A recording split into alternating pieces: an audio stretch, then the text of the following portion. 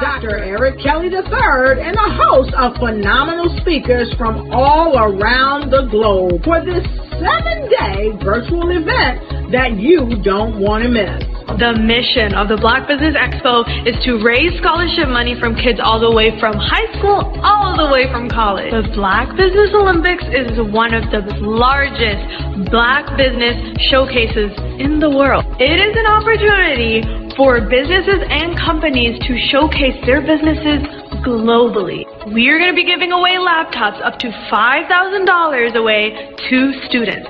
Again, I'm Olivia Appleberry, the founder of 2 Cents Finance and one of the speakers for the expo. I am so excited to see you there. For more info, go to www.blackbusinessexpousa.com or call 919-308-9090 and hope to see you there.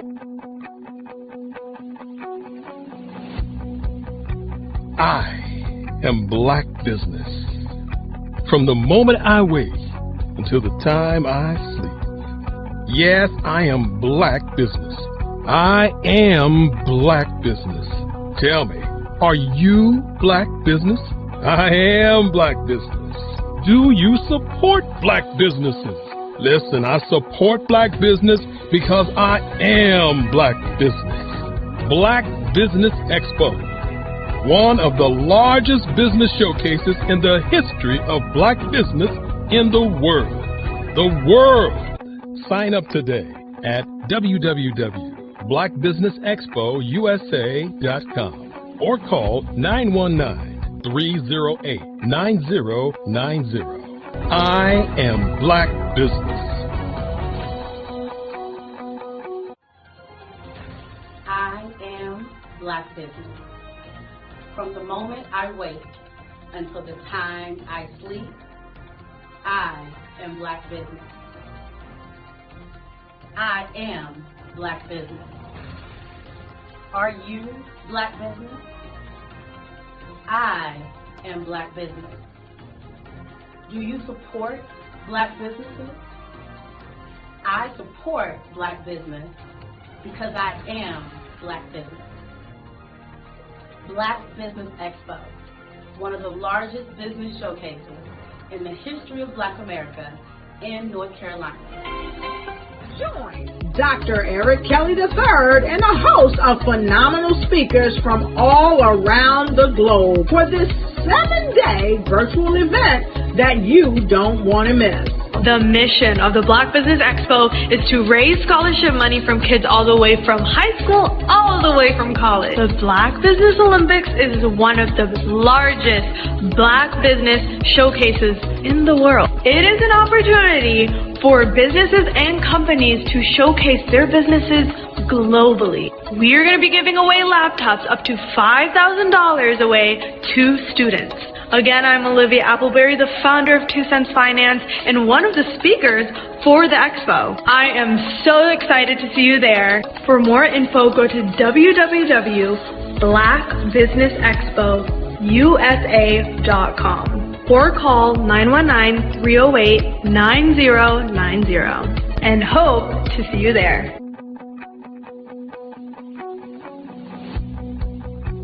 I am Black Business. From the moment I wake until the time I sleep. Yes, I am Black Business. I am Black Business. Tell me, are you Black Business?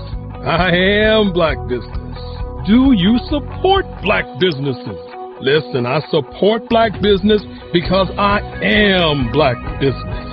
Black Business Expo, one of the largest business showcases in the history of Black business in the world.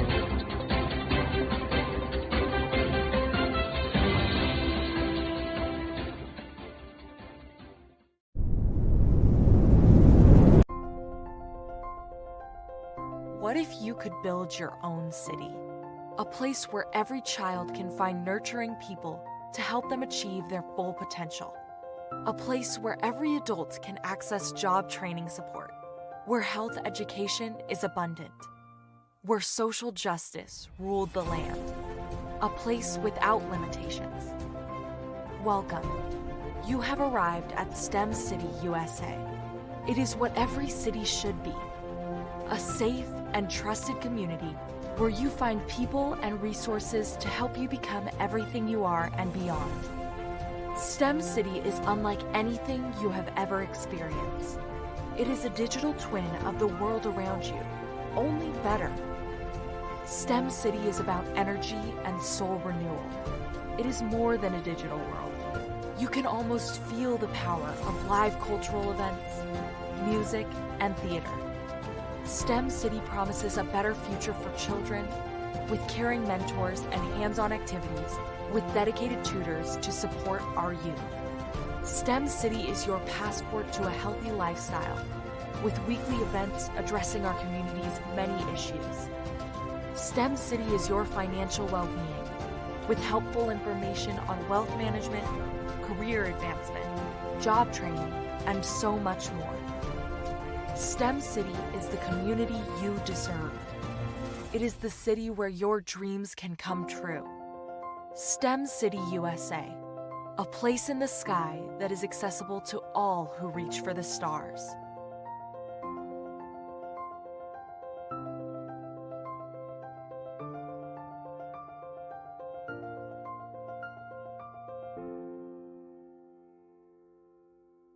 I'd like you to imagine with me, if you will, opening an app where you can collaborate with like-minded individuals from around the world, get inspiration and in-app tools to launch and grow your business, as well as share your knowledge and earn compensation, all in one app. Well, the name of that app is Truso, short for Truly Social. Hi, I'm Matthew Newman, the founder and CEO of Truso. A new concept in social media, Truso is designed from the ground up to be a platform that's both social and empowering for all its users. How exactly do we do that? I'm glad you asked. First, Truso brings the world together via video. Psychologists assert that video provides a significantly more effective connection than audio only. When you enter a community on Truso, you're face to face. Second, on Truso, you don't have to have 1 million followers to monetize. Our business model allows all hosts and moderators to monetize, no matter the size of your following, by 1, producing fee-based content, and 2, inviting others to join the platform as subscribers. Even more, Truso has an in-app resource library with over 100 free resources, forms, and documents to help you build your brand and grow your business. Third, Truso is inclusive. The deaf and hard of hearing communities make up 360 million people worldwide. Unlike audio-only apps, Truso embraces its community, providing a networking platform that allows them to participate via video and closed captioning. We even have a deaf and hard of hearing foundation in the works as well. Fourth, Truso is both social and safe.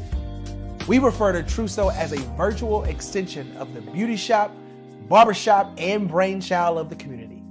A place where there's laughter, along with wisdom, growth-oriented conversation, and genuine connections in a safe space. Truso even has proprietary security to ensure we maintain a safe environment for everyone. Where are we at now? Truso is live, y'all. We've launched in beta, and we're acquiring users daily. We have an incredible development and marketing team, plus amazing celebrity influencers at the table, helping us spread the word around the globe, beginning within the African diaspora and beyond by creating a safe space for growth, connection, and collaboration. We're truly excited about Truso. We've created something special for which there is a global market. And we invite you to embark on this journey with us as a shareholder. The future for Truso is truly bright. Join us and let's go there together.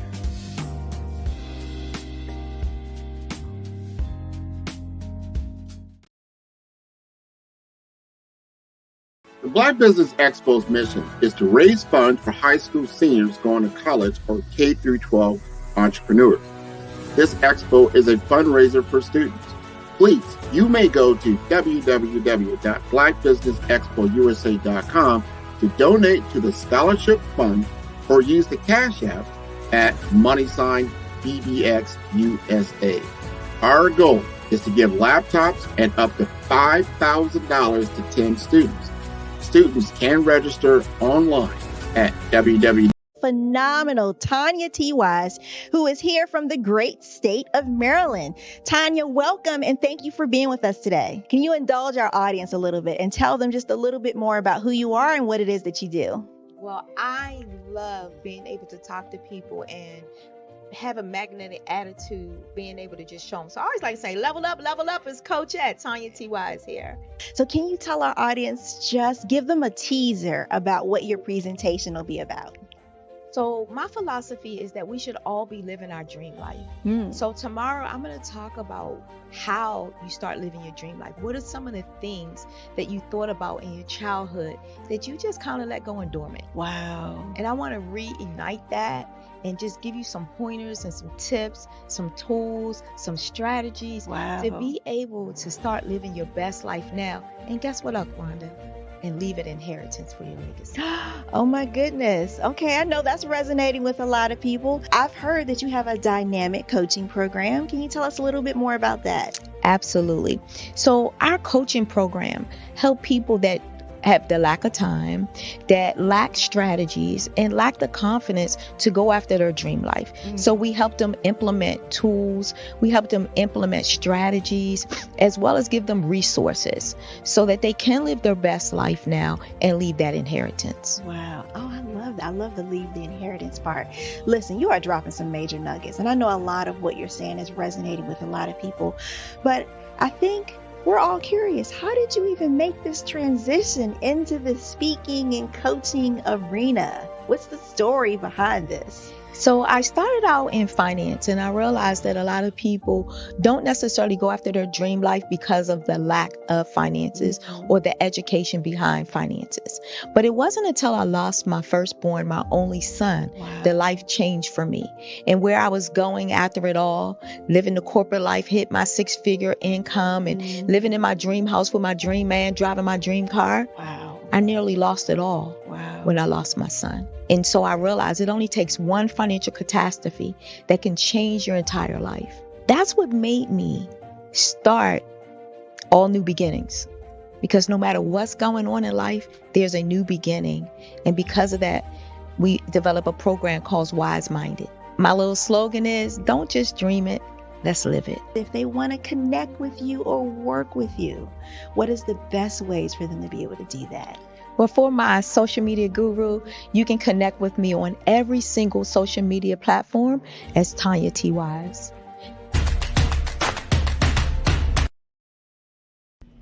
Why do I do what I do? You know, my life coach asked me that a few years ago. And she said, Tony, what's your why? And I told her, and she said, girl, you've already accomplished that. Perhaps you need a new why. Hi, Tony Harris, Amy Hoydu with Say It Said Marketing, one of your students. And just wanted to say thank you, Tony Harris, for spending so much time with me and giving me that boost in my business that I so drastically needed.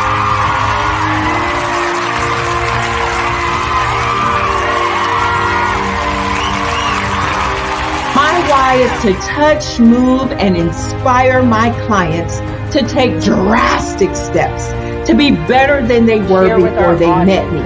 I'm a resource. I'm a connector. I want to help people build deeper relationships that are beneficial to their life and business. That's what I do best. So, first thing you got to do is show up. And speaking is a way to magnetically attract your ideal client to you. How many of you use social media that way? Absolutely. And this is how you look to the world. Drastic steps are the steps that are needed to be successful. And my business is drastic denotes a mindset. Getting out of your comfort zone. Doing something that you don't necessarily feel comfortable doing, want to do, but you know it's a necessary step to be successful in your business. I get the most satisfaction when I see my connections flourishing into relationships long after I am gone. Hi, my name is Jasmine Augustine with Media Jasmine, and I've joined several networking and referral groups in the area. And Network in Action Northeast Houston with Tony Harris Taylor is one of the best organizations that I've joined. I love that piece of what I do, and it is what fuels my fire.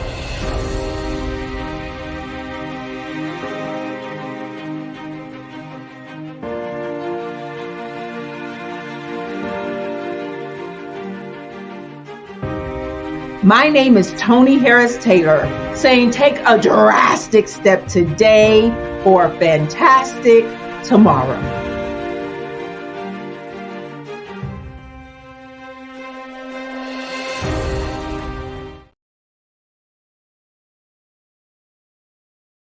Follow the Brand TV broadcast host, Grant McGaugh, as he visits with top executives and entrepreneurs to find out their secrets of success with their personal brand. Follow the Brand TV broadcast host as he focuses on brand development to build better relationships, bring value to your business, relationships, and career. You will enjoy listening to each episode that is tailored to speak to you directly. If you're looking for this type of clarity in terms of building your brand, you have tuned into the right station.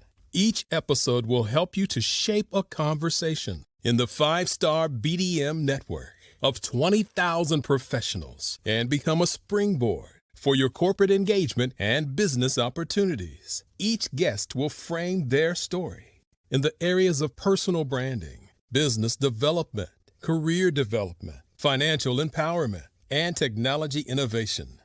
Grant McGaugh explains why he is the CEO and owner of his own professional career. Grant is an accomplished business leader and entrepreneur who wants to give back to individuals to grow their personal brand strategy. Tune in as he weaves his story about new possibilities, while to you exceed expectations. If you love storytelling, this show will make for fun.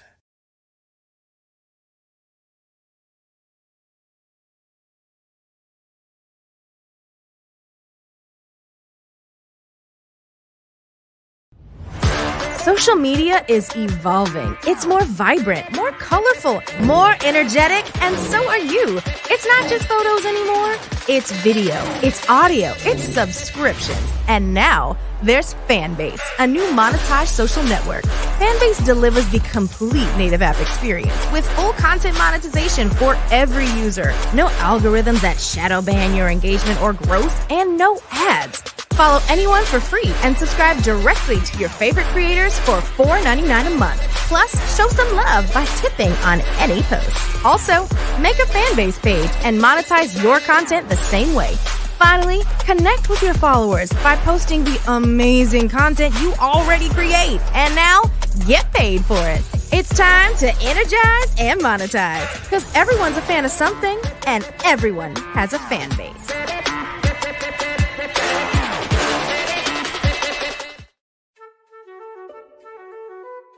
This is Dr. Arnold T. Petsworth. He's the owner of Petsworth Vet World, a veterinary clinic in Hopton, Connecticut. His patients include dog, cat, frog, fish, Goldie, dog, and this alpaca. Due to doctor-patient confidentiality, we can't tell you their names. Business at Vet World was steady, and then quarantine hit. Neighbors brought new four-legged friends into their homes. Bunnies. Bunnies everywhere. Dr. Petsworth welcomed these new patients with open arms. The only problem? There were more appointments than he could manage. That's when Dr. Petsworth turned to his American Express business card, which offers spending potential that's built for his changing business needs. He decided to hire a new assistant, Julio, and with spending power built for business purchases, he used his card to furnish a new exam room. Together, Dr. Petsworth, Julio, and American Express Business made sure all the pets of Hopton got the love and care they deserve.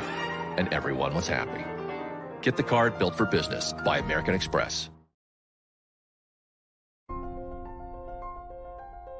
What if you could build your own city? A place where every child can find nurturing people to help them achieve their full potential. A place where every adult can access job training support. Where health education is abundant. Where social justice ruled the land. A place without limitations. Welcome You have arrived at STEM City USA. It is what every city should be. A safe and trusted community where you find people and resources to help you become everything you are and beyond. STEM City is unlike anything you have ever experienced. It is a digital twin of the world around you, only better. STEM City is about energy and soul renewal. It is more than a digital world. You can almost feel the power of live cultural events, music, and theater. STEM City promises a better future for children with caring mentors and hands-on activities with dedicated tutors to support our youth. STEM City is your passport to a healthy lifestyle with weekly events addressing our community's many issues. STEM City is your financial well-being with helpful information on wealth management, career advancement, job training, and so much more. STEM City is the community you deserve. It is the city where your dreams can come true. STEM City USA, a place in the sky that is accessible to all who reach for the stars.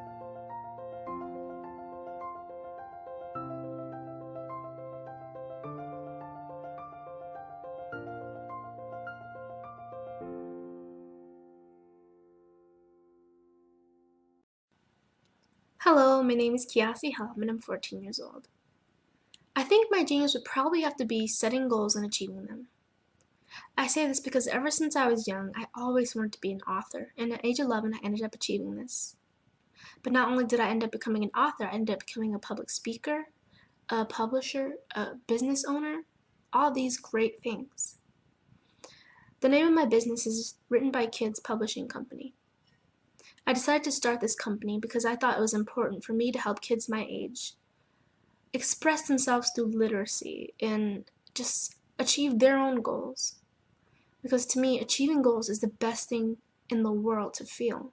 It's you just achieving things and aspirations that you set for yourself. And I know that everybody is capable of this because even if you don't end up achieving the goal, you still tried your best, and that's the most important thing. And everybody is capable of this because genius is common. Thank you.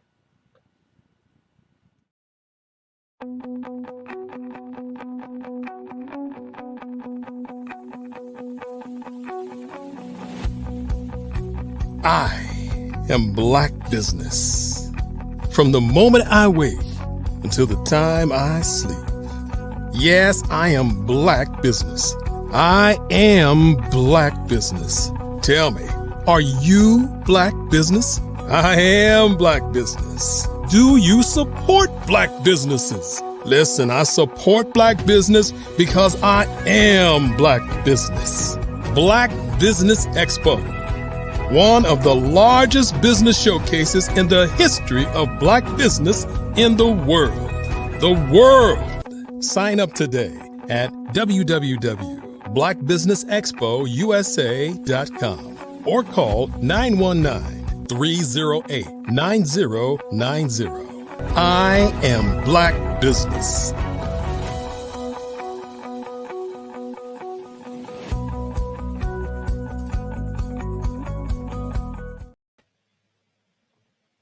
Well, good afternoon. Business owners, entrepreneurs, thought leaders, and corporations, welcome to the Black Business Network. My name is Dr. Gerald Hightower, and I am your business moderator for this afternoon on the Black Business Network.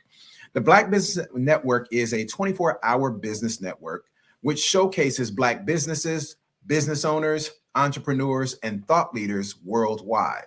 We have speakers from North Carolina, London, Singapore, Africa, Japan, and cities from all over the United States. The Black Business Network is a global community which shares its business knowledge to empower, inspire, and educate businesses about business. Today, family, we have an incredible speaker by the name of Mr. Remy Jules. And Remy Jules is a passionate advocate and subject matter expert for affordable housing services through government programs, and he hails from the vibrant city of Austin, Texas. Remy has developed a deep understanding of the unique challenges faced by individuals and families seeking affordable housing options. As a real estate investor, Remy has adopted a socially conscious approach, striving to create and maintain affordable housing options for individuals and families across Central Texas. Recognizing the critical role of government programs in addressing housing disparities, Remy became an influential advocate for affordable housing services at both the local and state levels. His expertise in navigating government policies and regulations has made him a sought-after voice in the field, influencing positive changes in housing policies and allocation of resources to benefit marginalized community. Boy, you know we need more of that. Remy's dedication to housing advocacy and community-driven change has earned him recognition and accolades from various organizations and government entities. His impact on the housing sector continues to inspire others to follow his lead, working towards a more equitable and inclusive society. And so we are honored to have Mr. Remy Jules with us today. And Remy, before we get into your topic, I want you to go ahead and take a minute to introduce yourself. Tell us who you are. Well, obviously I introduce who you are, but tell us in detail a little bit more about your business before we get into our discussion for today. And thank you for coming. It is a blessing to have you here with us in the Black Business Network. Yes, sir. Absolutely. Thank you so much for having me, Dr. Hightower. I really appreciate you, my brother. Thank you. To everyone that don't know who I am, good morning, good afternoon, and good evening, wherever you are all over the world that are tuning in. My name is Remy Jules of Elect Housing Solutions. I am an advocate for those that specialize in housing. I am a community housing advocate, specifically for alternative housing in partnership with program-based housing programs. I am here in Austin, Texas, born and raised. One of the situations out here specifically that just drives me is just being able to change lives one community at a time. I have a thing of what I call is basically properties with a purpose, and that's what I'm here to advocate for today. That's awesome, Remy.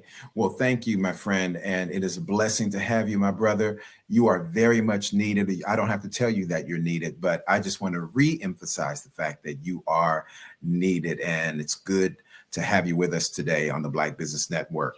I want to ask you, Remy, because many people are not necessarily aware of exactly what it means, alternative housing. Yes. And of course, alternative housing versus affordable housing for low-income families. So if you could share with us, elaborate on that, Remy, what is that? And tell me, I'd like to know specifically, how did you get that calling?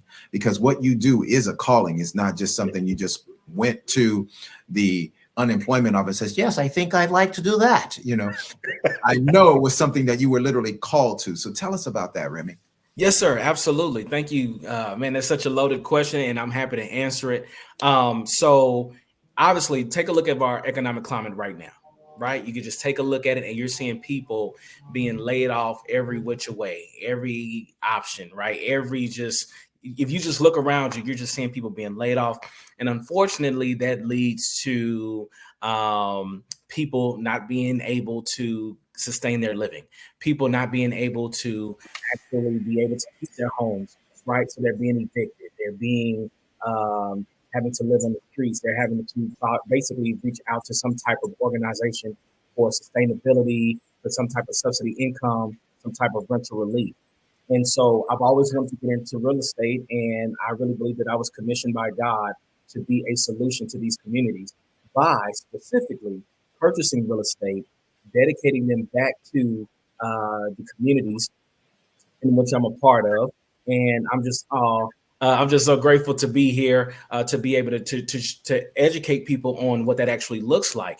So literally, no lie, what this basically means is you purchase the property and you reach out to an organization that aligns with your morals or values. If you're a veteran and you have a heart for veterans, you can dedicate that to veterans. If you have somebody that specializes that are recovering from alcohol and drug abuse, right? You can actually get a property and find an organization that actually gets grants or grant funding that can support their housing.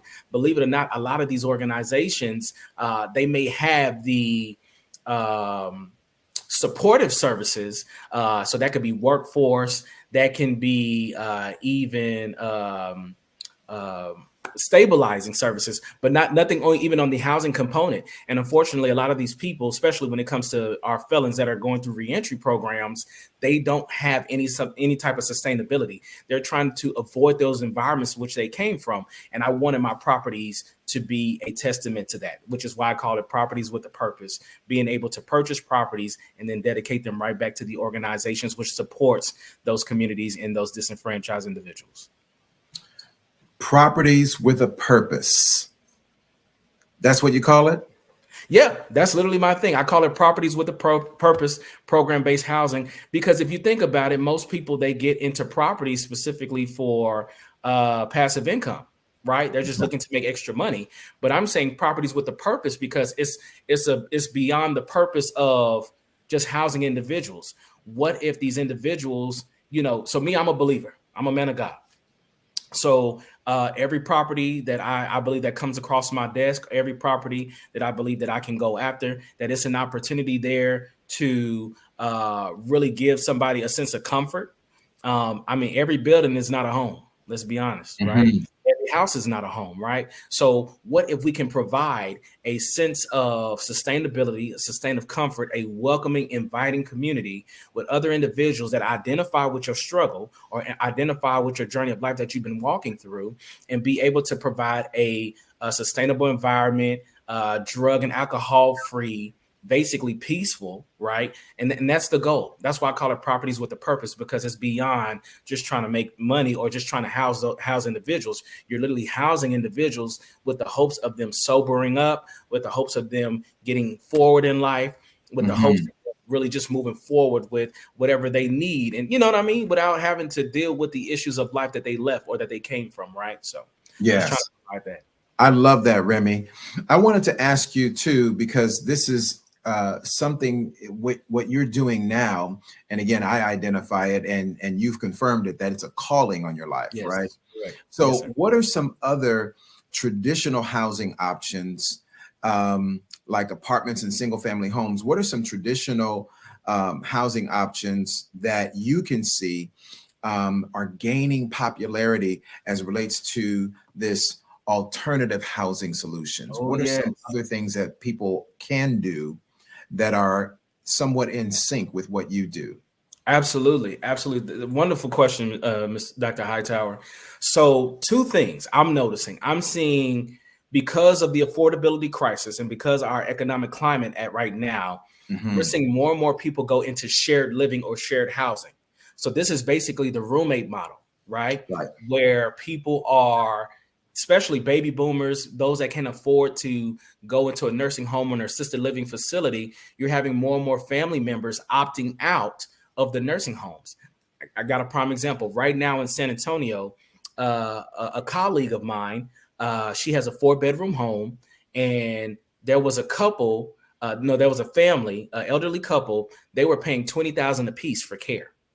Oh wow! Now, yeah, $20,000 a piece for care. So that's $40,000 a month in a nursing facility, when you can actually just be able to dedicate a property to these families. She was able to negotiate an agreement with the families to take the family members out of that nursing facility. Now they can afford care at $5,000 each. In a really nice neighborhood. They can afford around the clock care, because apparently there was some negligence there also as well, which is another reason why they was looking for an alternative option. And then look at the affordability option there. And then also she's making passive income, right? So that's properties with a purpose. You're seeing more and more people going to alternative forms of housing, whether it be RVs, whether it be through tiny homes, whether it be through actually transitioning vehicles. I've seen people turn buses, they're actually converting buses and school buses and things of that nature into some type of sustainable living on their land.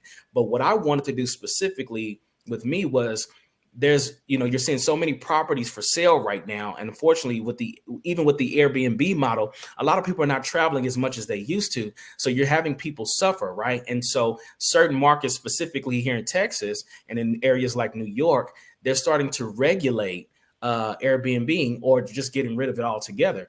So then that leaves people that have purchased properties with the business model of Airbnb. Well, what are they going to do?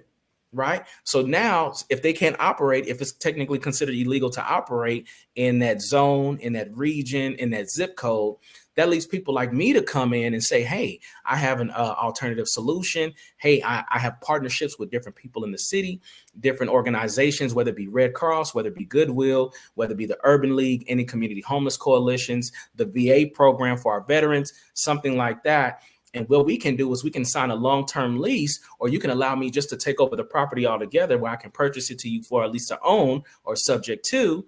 And guess what? We can house these individuals. We can allow the passive income to still flow while without compromising, making any without compromising your morals or values of trying to provide sustainable living for those individuals. Right. And guess what? Remy, yes, sir. And please excuse me for cutting you off, because that was my next question for you. Sustainability. Sustainability is everything. It's one thing for accessibility, right? Yes. We get a person in, especially when we're talking about senior citizens, those who are dealing with substance abuse. Accessibility is one thing, but sustainability is everything. Yes. So my question for you, my brother, is how do we have these wonderful alternative housing options that you're speaking of? How does this contribute to more sustainable and eco-friendly living and lifestyle? Yes, sir. Well, the first thing is affordability. That's really what it comes down to. Being here in Austin, and I can only speak from my perspective, right? So being here in Austin, for a lot of people that don't know, Austin is the new Silicon Valley of the South, right? Yes. And what has happened is, so it's because so many tech companies has migrated here from California and other places, unfortunately, it has priced out a lot of the natives, such as myself. I actually live 30 to 40 minutes outside of the city. And yet it has provided an opportunity there for those. We see gentrification, we see all these issues that we're very, very familiar with, right?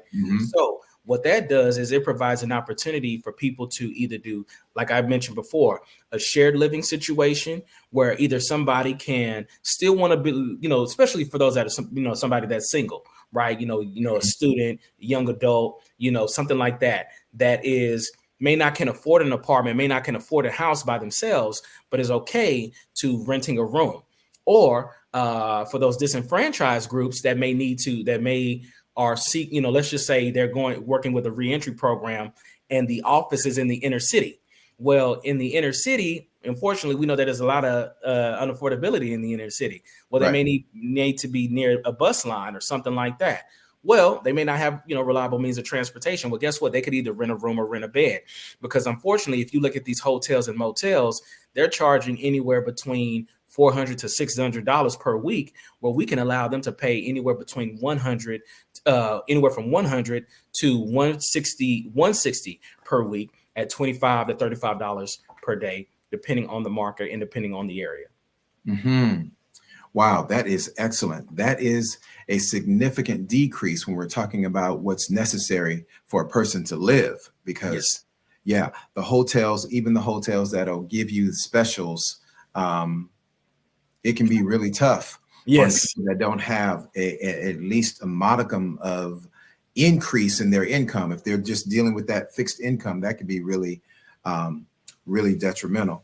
Absolutely. So with that, because I love what you said, Remy. I love that you talked about the affordability aspect, and that part is super important.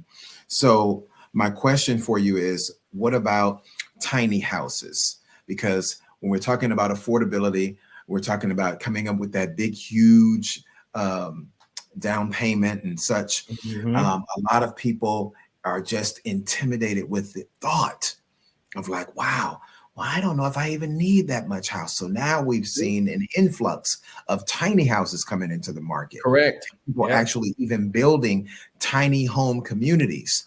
And so my question for you, since this is gaining such a great deal of attention, what are the advantages and or the challenges of living in a tiny house?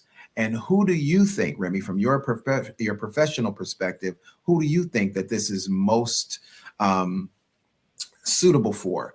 Would it be senior citizens? Would it be people who are like homeless veterans who have mastered the ability to do a lot in a small space? Who do you think, Remy, is it most suitable for?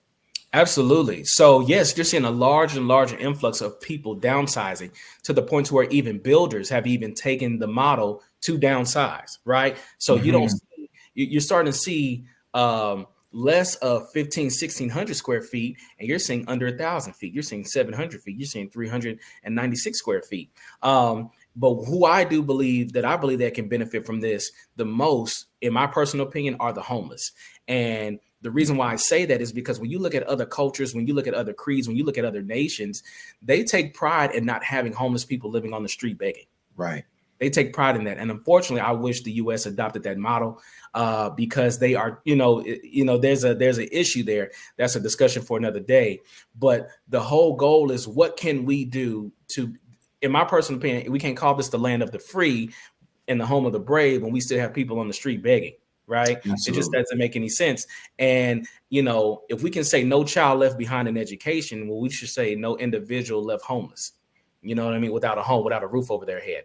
And so I really believe they can benefit the most because, believe it or not, a lot of people don't know this, but a lot of homeless, they have income.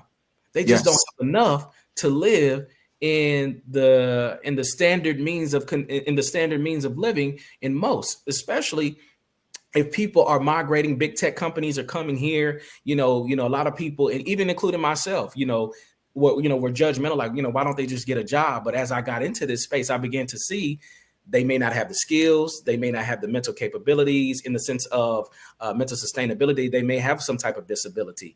They may have some type of addiction. They may need the support. They may need the help. They may not know who to find to help them. Right. So in order to truly be a solution and really take advantage of the opportunities that are presented here, I really believe that the tiny home concept and even alternative housing concept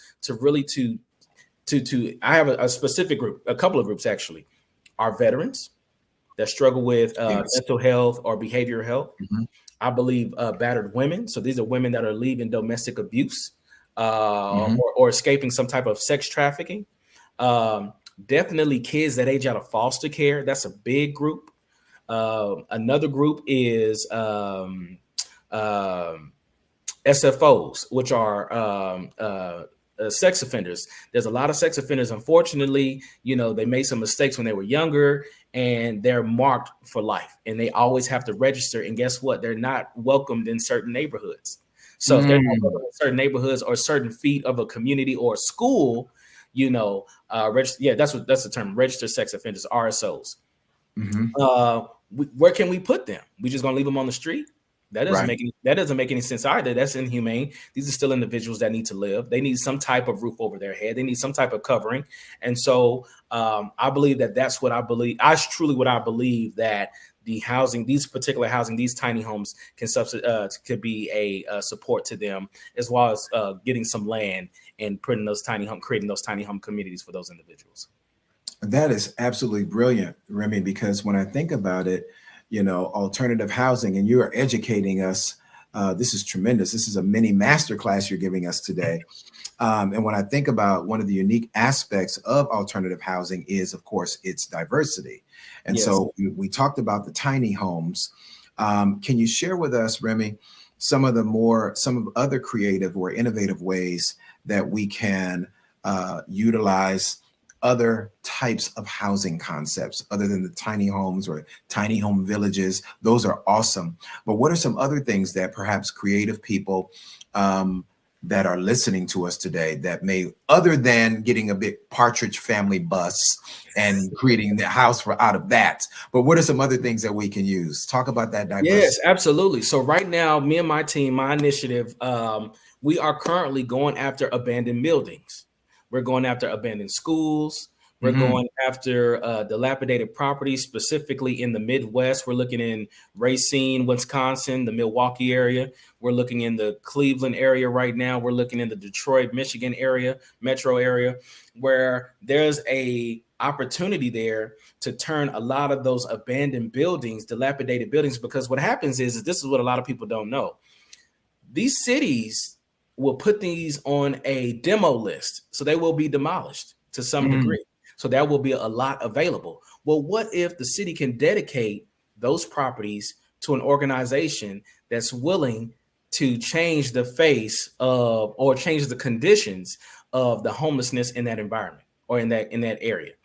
And so what we're saying is, hey, we could either get it at a discounted rate, or the city can actually donate it, right? Donate it to us. We can get all the experienced, licensed, permitted contractors and developers in the building in order for them to transition and renovate these homes to make them more sustainable, get them up to license, get them up to permit, get them up to standard to meet the city ordinances and city codes in order for them to be sustainable living environments and houses. That's one way. A lot of people are just completely going remote, right? And they're purchasing mobile homes at a rapid rate. A lot of people are just leaving the traditional market altogether and going toward manufactured homes, right? I'm seeing more and more people going toward these what they call boxable communities. These are homes that are literally homes in a box that are actually already pre-assembled. These are pre-assembled homes, prefab homes that actually come with the plug-ins,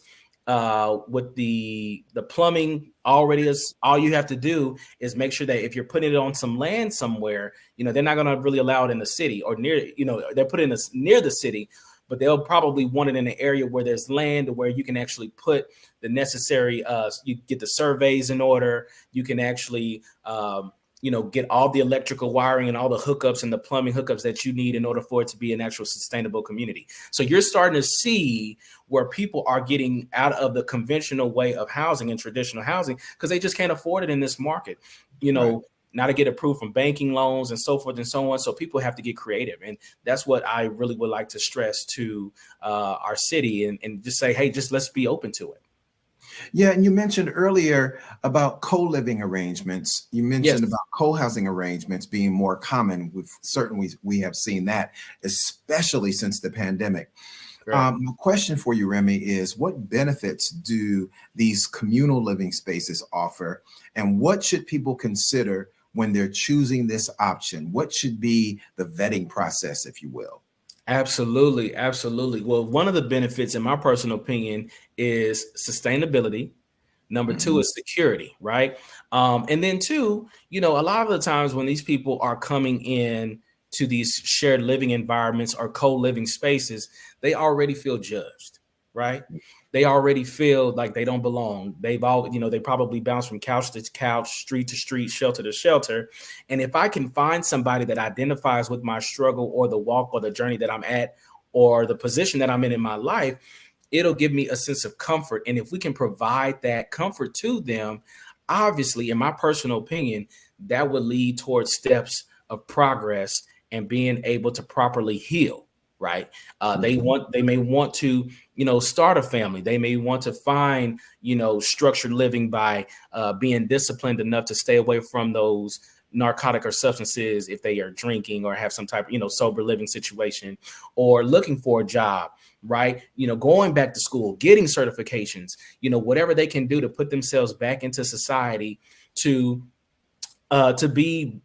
basically get back on track.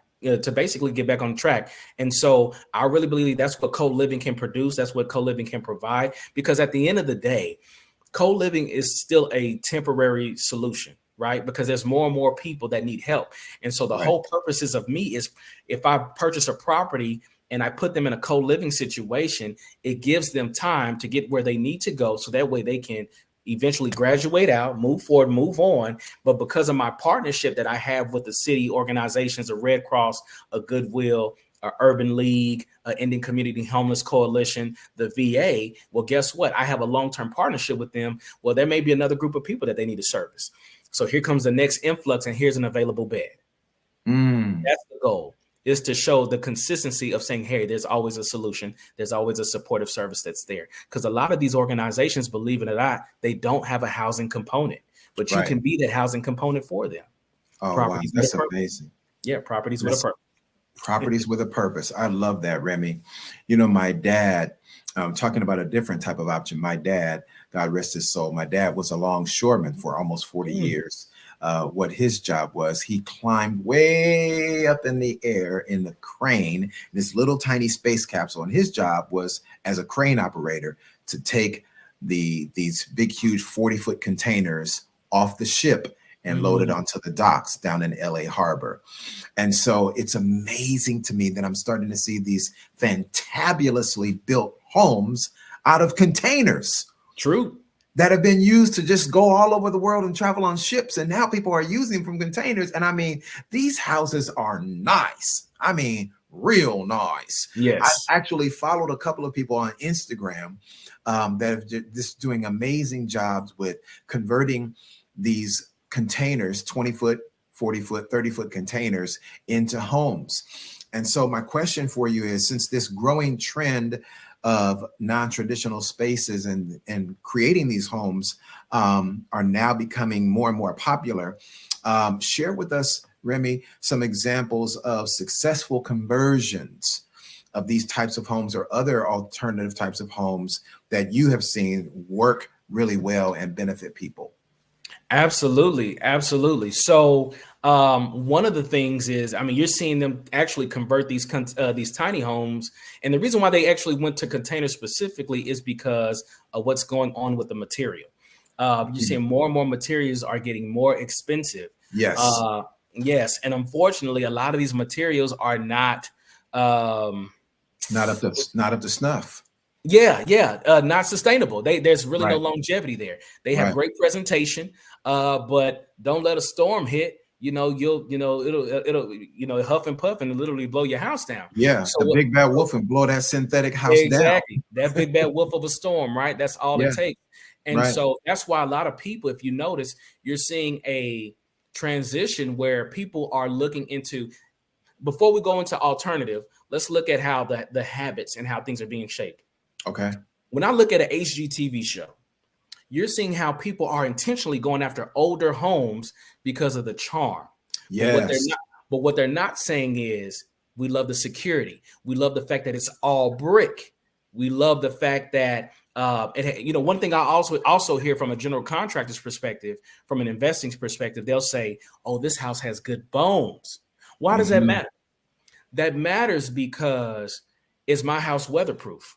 I can have a smart house, because that's how they sold me and my wife. Hey, your house has all the state of the art. It's solar panels, solar shingles. It'll save you money. But one of the things that they don't talk about is, if a storm hits or just the acclimation of the weather. Literally 2 years ago, we were stuck in a not necessarily a blizzard. Texas didn't have a blizzard, but it was one of those issues where the weather got so cold, we had no power. Where was the smart at? No smart was operating because we didn't have power to operate. So what that led to was the traditional homes that had the fireplaces, that had the firewood, and that was near it. It actually created a warm environment, even though these people didn't have power. We didn't have power because everything in our house was electrical. Right. So, Austin suffered greatly. But not going on a tangent, but the point that I'm making here is that people are intentionally going after alternative forms of materials specifically for that purpose. They're looking at longevity. They're looking at sustainability. They're looking at security. And then at the same time, right near me, there's a community of it's a 3D printed home community. 3D printed homes community. And what I mean by that is that they are using recycled materials. Hear me again. They are using recycled materials mixed with cement to make a sustainable living a sustainable living community. Selling top dollar for these homes. You know why? Because they're finding out after more research that these are more eco-friendly. They're finding out that these homes are more what's the term that they use? They use a term that as far as waste goes, it's not very wasteful. You don't have to worry about large shipments of wood or cutting down trees and things of that nature. I mean, it's more eco-friendly. Yeah, literally eco-friendly in all aspects of that word. Right. And so I think that we are in a place where people in the traditional living sense have to we kind of created a renaissance, right? Mm-hmm. So what can we do and what do we need to provide our communities in order for them to still thrive and live without having to compromise the dollar bill, right? Mm-hmm. And unfortunately, we've compromised the dollar bill to where people don't have quality homes, but now we're seeing a large innovation take place and a large intuition take place of people just having to do whatever they feel like they need to do in order to create a better quality of life. Wow. Yes, Remy, sir. This has been amazing. I am so grateful to have you. I said eco-friendly. Maybe it's the proper pronunciation is eco-friendly. Eco-friendly. Yeah, you say tomato, I say tomato. Right. I'll track it. You say base, I say Voss, whatever. Remy, tell everyone how we can reach you. We're going to have to wind down now. I could sit here and listen to you for a whole nother hour, Remy, because this is amazing information and thank you. Very necessary information to all of our listeners, no matter where you are in the spectrum, whether you are on the provisionary level or if you are the one who's in need. But Remy, tell everyone how they can connect with you. Where can they find you? If someone that may want your services or want to partner with you, how can we connect? Absolutely. So you can actually find me on Instagram. I promise you, family, I'm not Hollywood. I'm easy. I'm reachable. You can find me at Remy Marcel _ on Instagram. You can actually find me on Facebook as well at Remy Jules. But at the same time, regarding my initiative, you could go to electhousingsolutions.org. Then on Instagram, we are also Elect Housing Solutions at Elect Housing Solutions, all one word, all lowercase. And then feel free to email me at info@electhousingsolutions.org. info@electhousingsolutions.org. Yes, sir. All right. Well, Remy, it has been a pleasure. Thank you so much for joining us here on the Black Business Network. Ladies and gentlemen, Mr. Remy Jules, make sure you connect with him because this gentleman is doing phenomenal things and we all need to be a part of it. Remy, thank you for joining us, my brother. All right, family. Well, listen, here at the Black Business Network, we have other incredible guests that we are hosting today. And for all of you who are business leaders, thought leaders, entrepreneurs, corporations, even if you are just a startup, this is the place for you. This is where you need to connect. So thank you for tuning in. Once again, I am Dr. Gerald Hightower, your moderator for today for the Black Business Network, and honored to serve here for this great vision. And today we also have our next speaker who's coming. And our next speaker for today is Mr. Kerry Willis. And Kerry is coming today to specifically to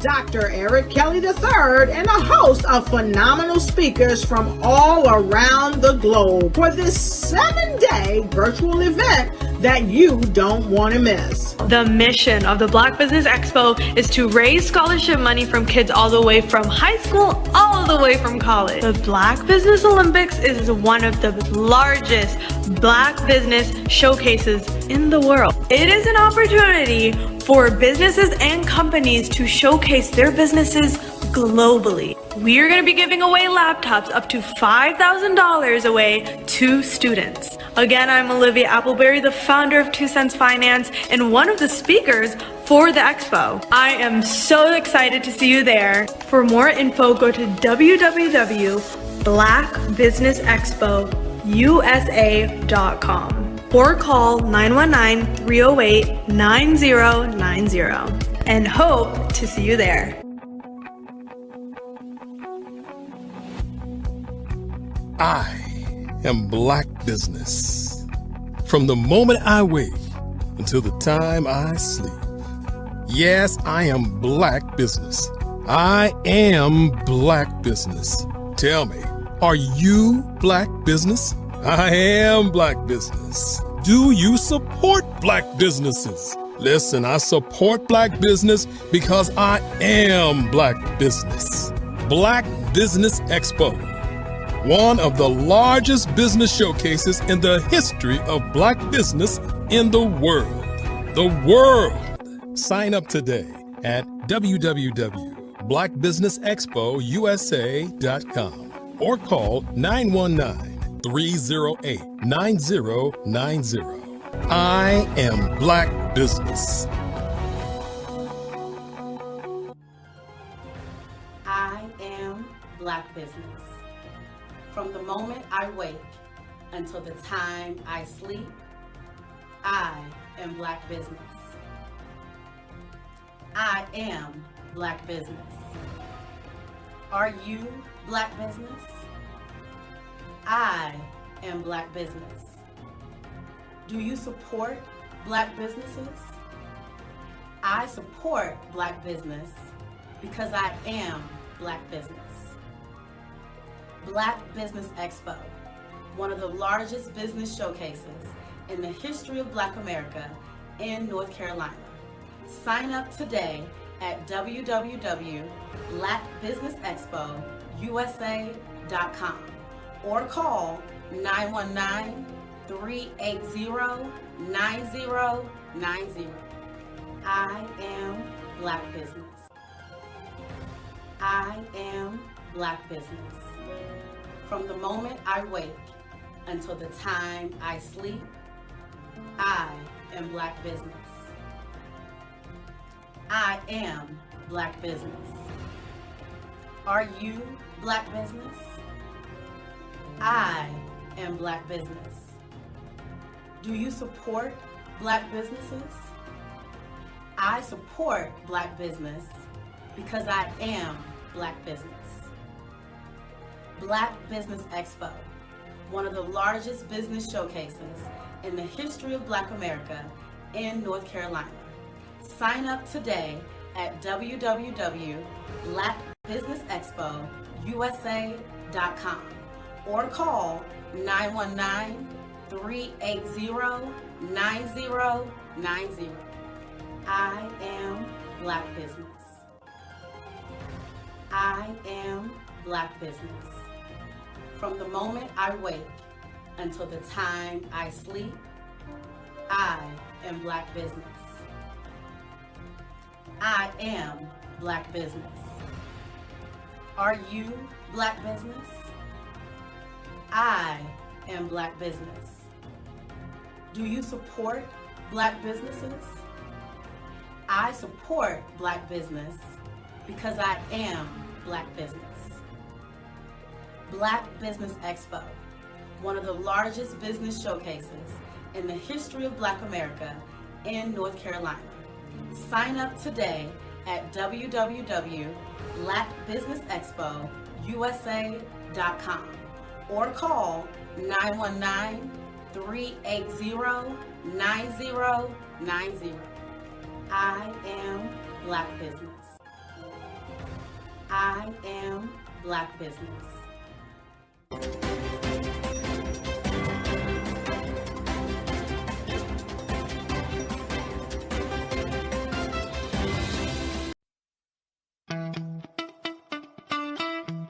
How many times have you been asked to help someone you didn't even know, a student, a business entrepreneur? Or did you ever even ask, where did they end up? That business, that friend, that entrepreneur. Well, just maybe they ended up in a gang, bankrupt, homeless, or worse, dead. Maybe they turned to crime, drugs, and alcohol. Did you ever wonder? Did you destroy their dream, or was your life always so easy? At the Black Business Olympics, we started a movement to help students complete. Give them hope and foster success. Help them to leave their dreams of providing laptops, computers, and up to $5,000 in scholarship funds. Today, we ask you to help a student, a business owner, or an entrepreneur to realize their dream by sponsoring them, supporting them, and buying from them. Consider this. With $1.6 trillion in our Black community, we only ask for a small donation for our students, our businesses, and our entrepreneurs. And you can change a life today. So I ask you, what are you going to do? Sit on the sideline and watch our students in high school be leaders, miss out on their dream from lack of resources? Or are you going to donate to the movement and change their future and yours as well? Give us a call today at 919-308-9090. Change their life by investing with action to the Black Business Olympic Fund. The Black Business Olympics, one of the largest business showcases of Black business in the history of the world.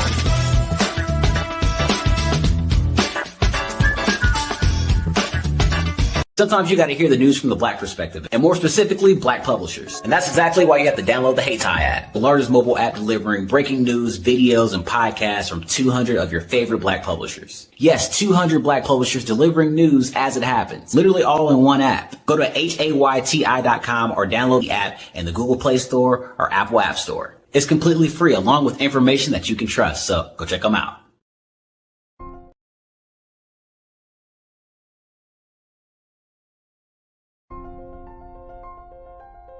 What if you could build your own city? A place where every child can find nurturing people to help them achieve their full potential. A place where every adult can access job training support. Where health education is abundant. Where social justice ruled the land. A place without limitations. Welcome. You have arrived at STEM City USA. It is what every city should be. A safe and trusted community where you find people and resources to help you become everything you are and beyond. STEM City is unlike anything you have ever experienced. It is a digital twin of the world around you, only better. STEM City is about energy and soul renewal. It is more than a digital world. You can almost feel the power of live cultural events, music, and theater. STEM City promises a better future for children with caring mentors and hands-on activities with dedicated tutors to support our youth. STEM City is your passport to a healthy lifestyle with weekly events addressing our community's many issues. STEM City is your financial well-being with helpful information on wealth management, career advancement, job training, and so much more. STEM City is the community you deserve. It is the city where your dreams can come true. STEM City USA, a place in the sky that is accessible to all who reach for the stars.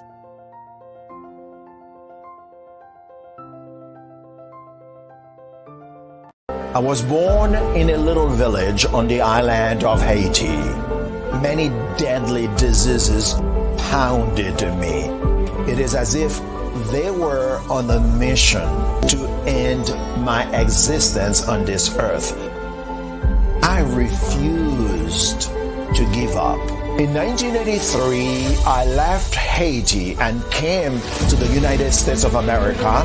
And I came with $5, 2 shirts. I didn't speak any English. I came to Atlanta. I got a job. I was a doorman. I was a doorman with a dream.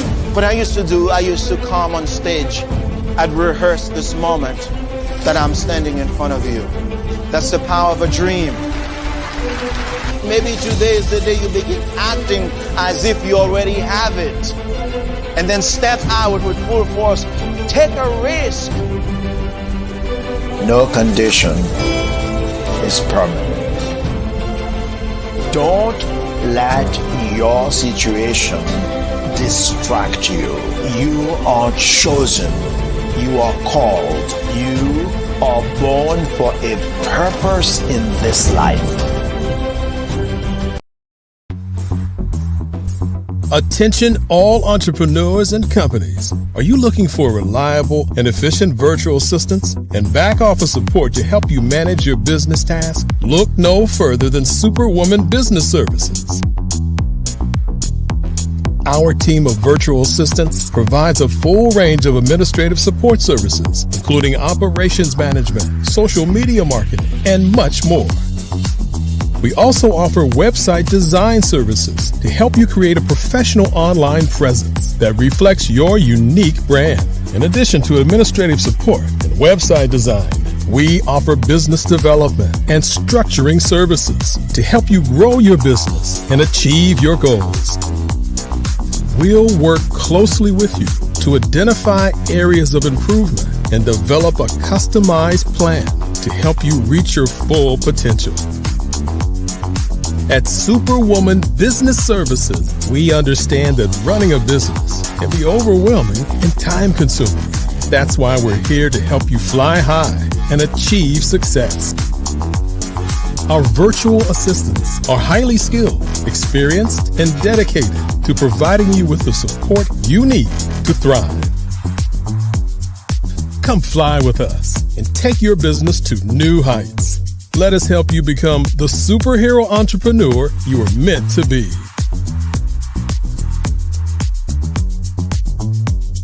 Contact Superwoman Business Services today to learn more about our back office support services. Come fly with us and take your business to new heights.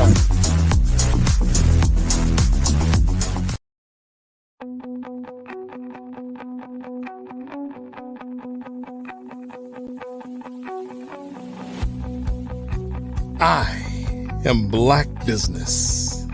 From the moment I wake until the time I sleep. Yes, I am Black Business. I am Black Business. Tell me, are you Black Business? I am Black Business. Do you support Black businesses? Listen, I support Black business because I am Black Business.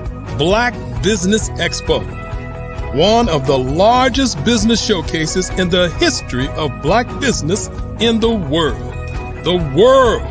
Sign up today at www.blackbusinessexpousa.com or call 919-308-9090. I am Black Business.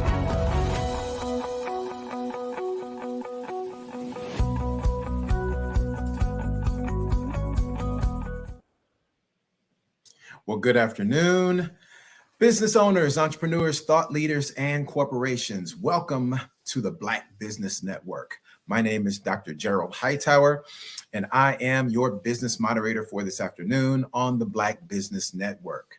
The Black Business Network is a 24-hour business network that showcases Black businesses, business owners, entrepreneurs, and thought leaders worldwide. We have speakers from North Carolina, London, Singapore, Africa, Japan, and cities all over the United States. The Black Business Network is a global community which shares its business knowledge to empower, inspire, and educate businesses about business.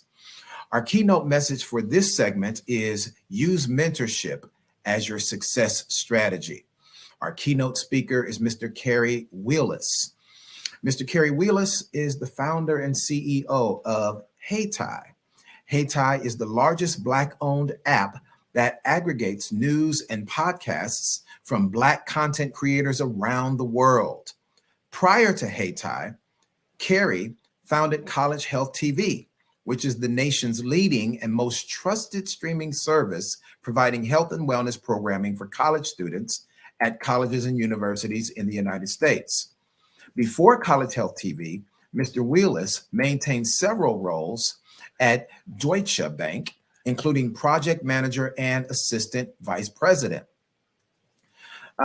Today, family, we are blessed to have Mr. Kerry Willis join us as our keynote speaker, and he is going to really share some incredible information with you that I believe is going to be life-changing for many of you. All right. So as we like to say here at the Black Business Network, genius is common.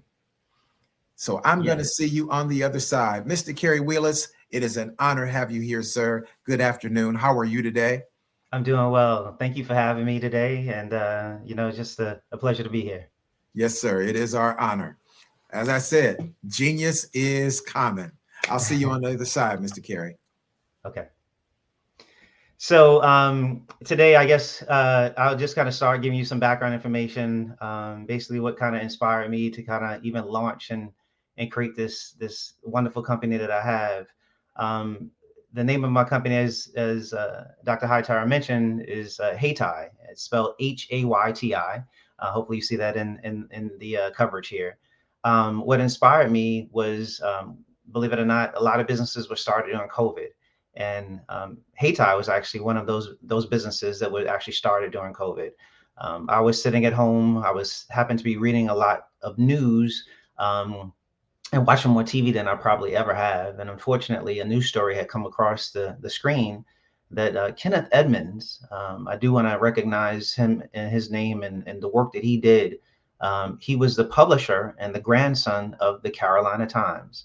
And the Carolina Times was a local Black-owned newspaper that was founded in the 1920s.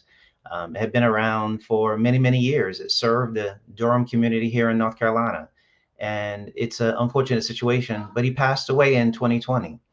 And I said to myself, man, here is a legacy paper that had been around from the 1920s, and they went out of business. And I said, let me begin to see, overall, how Black newspapers are doing, because it's oftentimes hard to find content from Black publishers when you look at news apps. And so initially, I actually had the opportunity to go to Google News. I clicked on Apple News and Flipboard and Newsbreak, and I began looking at all of these different apps, trying to figure out and find content from Black publishers. And I have to tell you, family, I wasn't that successful. I couldn't count more than probably 30 of them. And therein lies an opportunity, I said, for me to be able to build something. And that's how I pretty much kind of began the process of starting the Haytai app. Well, Kerry, when I think about this app and everything that you've been achieving so far, I mean, this is amazing. And coming from Southern California, born and raised in Los Angeles, I think about the work that you're doing. And, I think traditionally people around the country, they think about the Silicon Valley, Northern California, being the creme de la creme of technology. But here you are, you're doing the work in an incredible way. So thank you. Thank you so much for what you're doing. Tell us about what inspired you, what actually led you to develop this app. And when you're looking ahead, kind of 2-in-1 question, Kerry, when you're looking ahead toward the needs that are happening right now with the meta universe and all of these other wonderful things that are happening, AI, Chat, GPT, and all of these wonderful things, how does Haytai play a role in that? Yeah, so definitely I was inspired by the work that Kenneth Edmonds has done, but I was also inspired to myself because I said to myself, we don't have our own news app. We don't control our own technology. We don't have a platform that exists that highlights, Black media companies. I looked at, just like you, I looked at Android. I have 2 phones. I have an Android and an Apple. And right. I have these apps on my phone. And what inspired me is a change needed to happen. And I wanted to be part of the change makers in technology as a tech entrepreneur, to be able to change the game, to make sure that we didn't necessarily have to rely on Apple and Google and these other companies that exist to highlight, content that's coming out of our community. And truly, at the end of the day, the inspiration came from, I want to be able to make sure that our community stays in business, continues to thrive.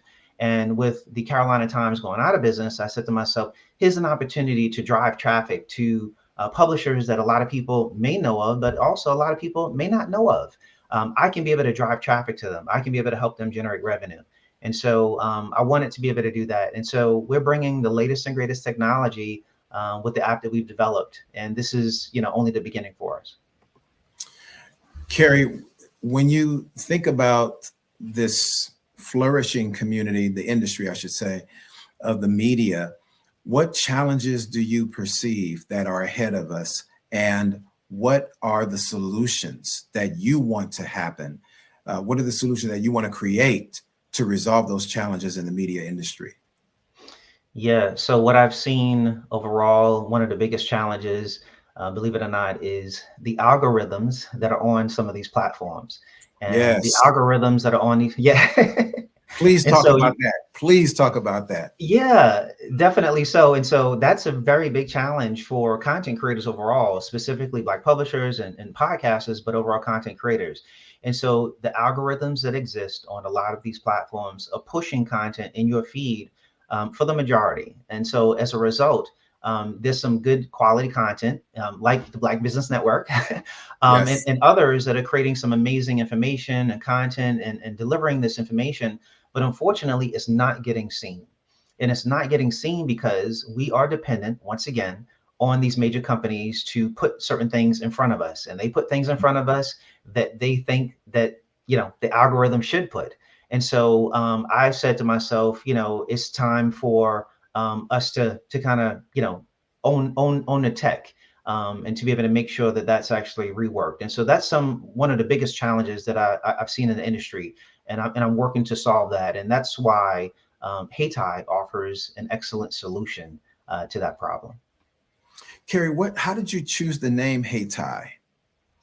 Yeah, so 7 years ago, I moved to North Carolina. I've been coming to North Carolina my entire life. My parents are originally from North Carolina, two small towns. And although I really didn't come to the Raleigh-Durham area until I moved here. And when I moved here 7 years ago, my wife and I, we used to go to Durham all the time. And then we started, we saw downtown, there was a plaque about, North Carolina's Black Wall Street. And then we started doing some more discovery and learned that, it became, North Carolina, if the folks don't know, North Carolina had the second Black Wall Street in the US. Before Tulsa existed, there were hundreds of businesses right here in Durham, North Carolina. And that particular area thrived, it flourished. It was basically downtown Durham was a haven for Black entrepreneurship. And they call the area where people lived and worked, they call that area HeyTie. They named it HeyTie after Haiti. The original name of Haiti was not Haiti, it was Hayti. Wow. Yeah. And so, I actually was inspired while I was developing the app. I was looking for a name and somebody happened to be selling the domain name HeyTie, HAYTI.com. And I said to myself, man, a 5-character domain name, those don't come up often. And it just made sense. And now, my goal is to, showcase and tell the world about North Carolina's Black Wall Street, but also let them know that what I'm doing with this particular app as well. Wow, Carrie, that is brilliant. Yeah. And you're educating us, you're educating me, certainly maybe others are already aware about Durham, the Durham, North Carolina area being the first Black Wall Street, because most of us, we are, locked into Tulsa. We're locked into Greensburg, right? Greenwood. Yep. Greenwood, excuse me, Greenwood. And then, of course, if we saw the movie back in the day, Rosewood, which was a thriving community in Florida. So, yeah, thank you for educating us. Wow, this is beautiful. So, Carrie, I want to ask you, I want to touch on that algorithm piece for a second, because as a content creator myself, and I know a lot of people would have this question as well, just my personal page alone, we won't even talk about the other pages I have on Facebook. My personal page on Facebook alone has over 10,000, almost 11,000 followers. Okay. It's a public page. It's a business page on Facebook.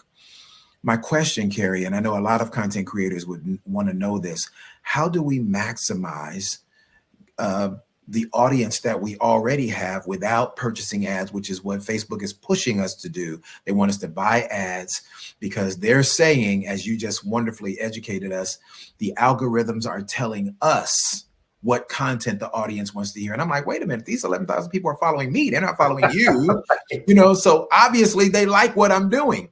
So what can we do, Carrie, to maximize our potential online and utilize the content that we are creating and kind of circumvent the algorithm system? So I wish I had a better answer for you. And, you know, but unfortunately, 10,000 users, whether you have 10,000, whether you have 100,000 users, just know that these companies, the Facebooks of the world, they're not pushing your content out to all of your followers. And it's an unfortunate situation where you are beholden to these companies. In order to actually push your content out, yes, you will have to drive traffic to that, unfortunately, you'll have to pay Facebook and what's called, you have to boost. And so for your content that you create, whether it's an article, whether it's a video that you actually publish, in order to get that across to more users, you have to pay to boost that content. And so, you know, there's actually fees to be able to boost it to 100 people. There's fees to be able to boost it to 1,000 people and so on and so forth. And so because of that money involved to be able to boost to, you know, your audience that's actually already following you, I actually said to myself, there's a better way to do this. And I wanted to ensure that Black content creators didn't have to spend all of this money to boost their content to their particular audience that's already following them.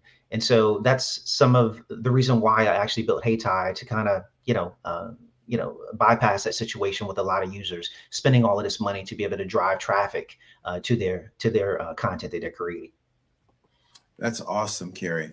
So share with us, how does HeyTie actually work? Because we need to be coming over to the HeyTie network and kind of slowly, you know, move away from some of these other networks and get involved more with HeyTie. So tell us, how does the app work? Yeah, so it's really, really simple. HeyTie is a free app for users. It's available on Android and iOS. Just type in HAYTI in the App Store and you'll actually see the app. We actually work with publishers as well as podcasters who are creating some amazing content across the nation. But once again, their content oftentimes doesn't get highlighted. And so for the first time, when you come into the app, you will actually see at the top of the app, Today in Black History. And so I've always been passionate about Black history, and I wanted to make sure that it was kind of passed on to the next generation. And so that's the first thing you're going to see. And it changes every day. So hopefully you'll learn something new that happened in Black history today. Then below that, you'll begin to see news for the culture, and you'll see content from Black enterprise, from just a wide variety of different publishers who are on our platform, Cuisine Noir with food, and it goes on and on. And so all of it is curated. We have everything broken out by category. We have Africa, we have business, we have sports, we have politics. And so I wanted to make it easy for any user who was interested in getting access to content that's coming out of our community to be able to find that news and information, find those great stories, both good and bad, that's actually happening within our community. And so HeyTie is for all users, but at the same time, we highlight and we focus on, you know, Black journalists, so Black news overall, that's actually taking place throughout the world. And so you'll have a chance to like, you can share content, you can even save content in custom folders. And so for the first time, you're not just saving content to a bookmark, you can actually name that bookmark and save it to a custom folder. So when you go back to it, you can be able to easily find that information that you want. Wow. So once again, excuse me for sounding a little bit selfish, as a podcaster, as a content creator, Carrie, how can we use HeyTie to publish our content, get it out there to a greater space, and especially our target audience? Yeah, so I'll tell you, I started with news, and we've have, you know, over 100 Black publishers on the platform. And then we started talking to podcasters like yourself, who basically, you know, we looked at Apple Podcasts, we looked at Spotify.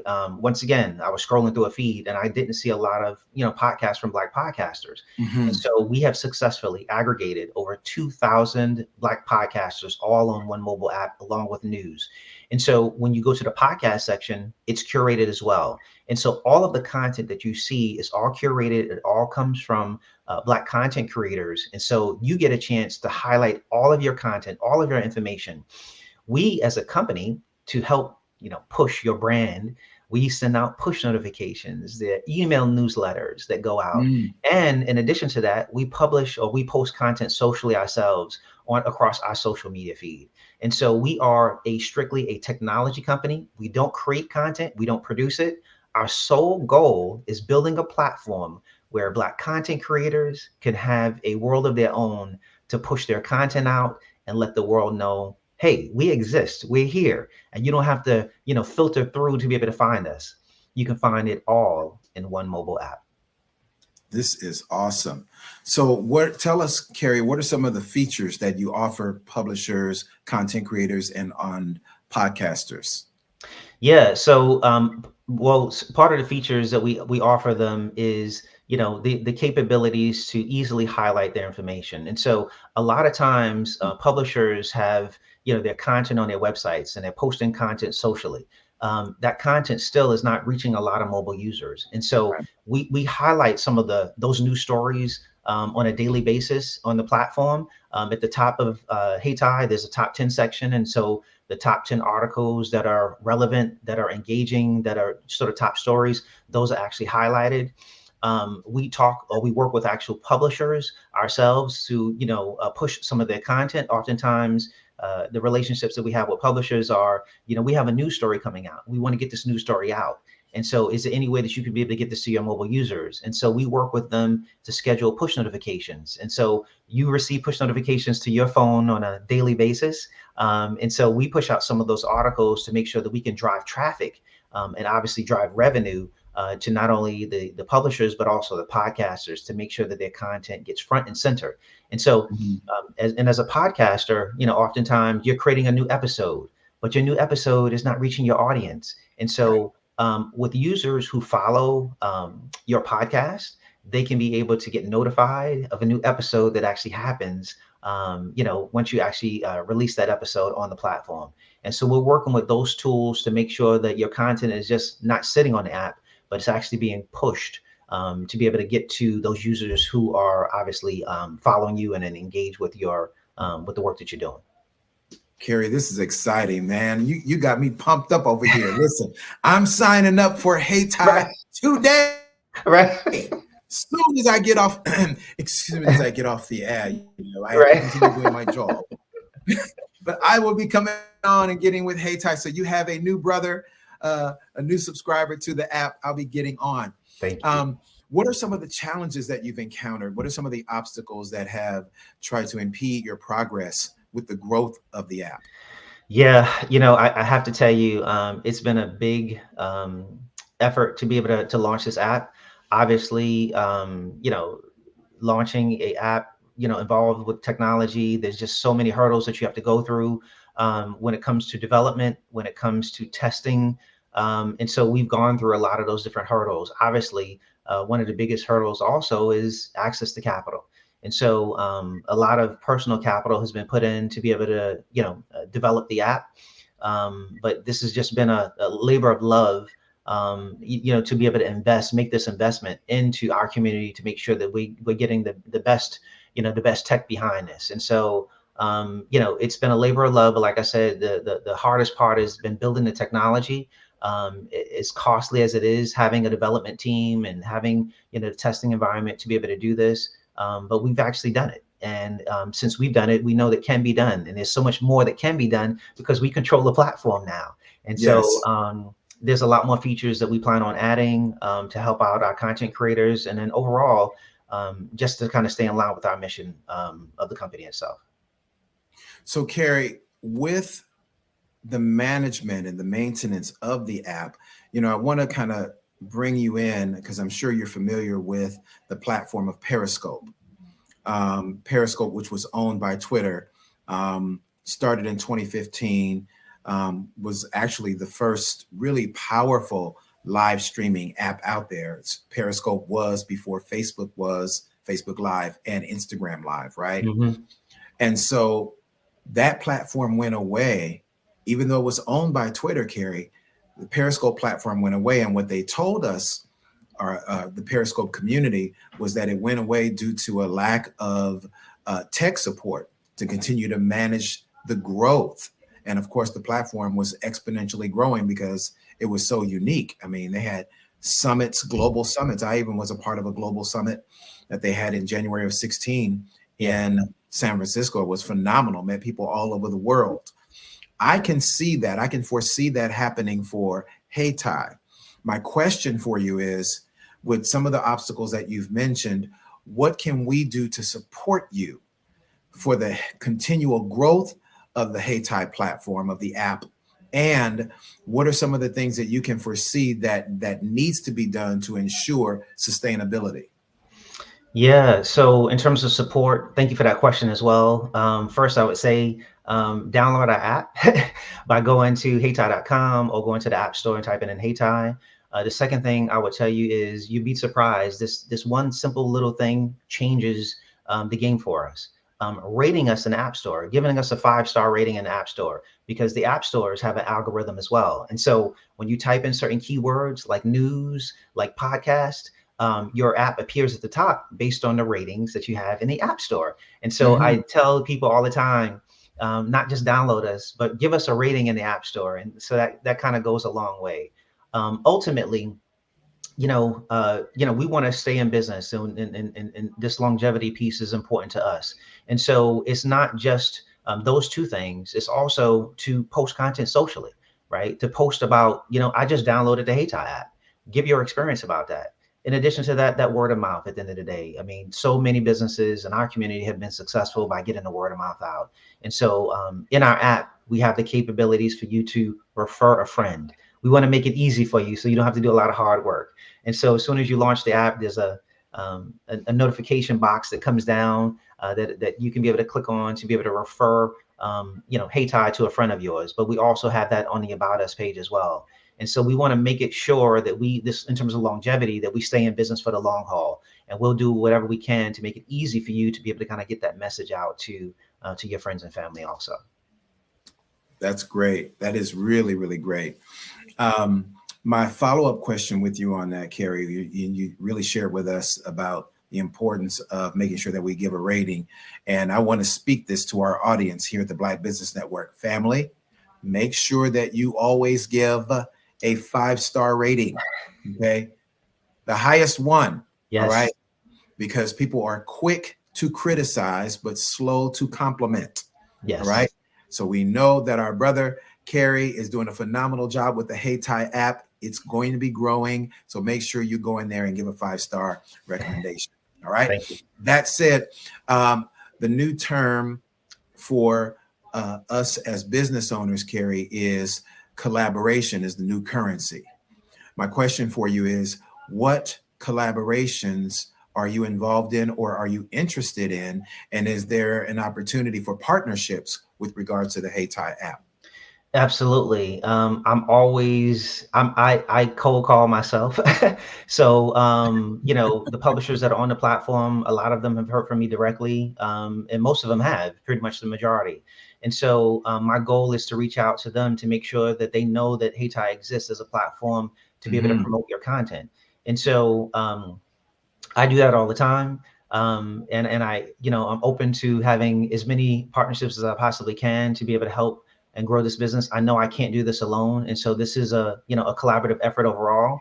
What I will tell you is that on a podcast piece, because there's so many podcasters that exist out there, I actually just established a relationship with the Black Podcasters Association.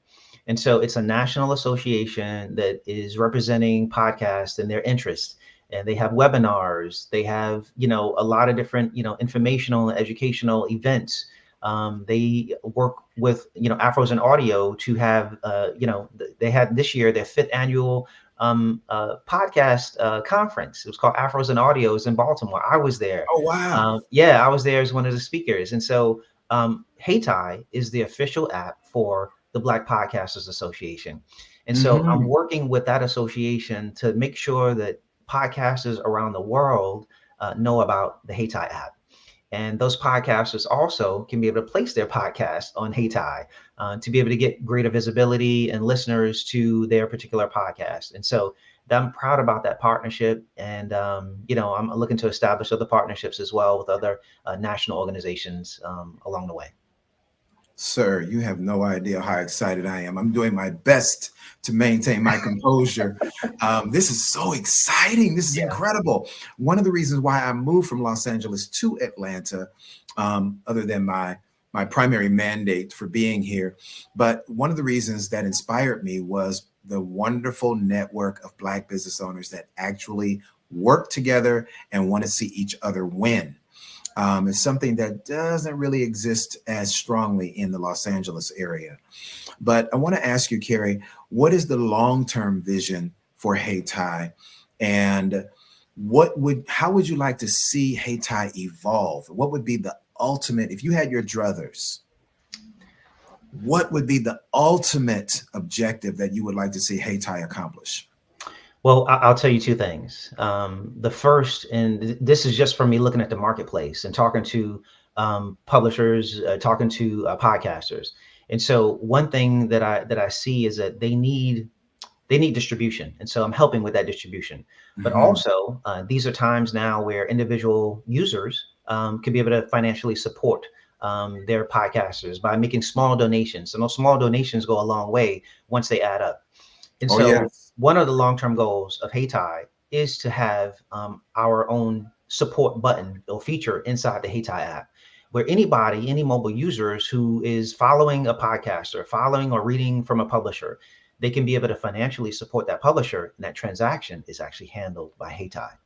And so I want to make sure that publishers can be able to stay around, not just generating money from advertising dollars, but also generating revenue from donations that come in.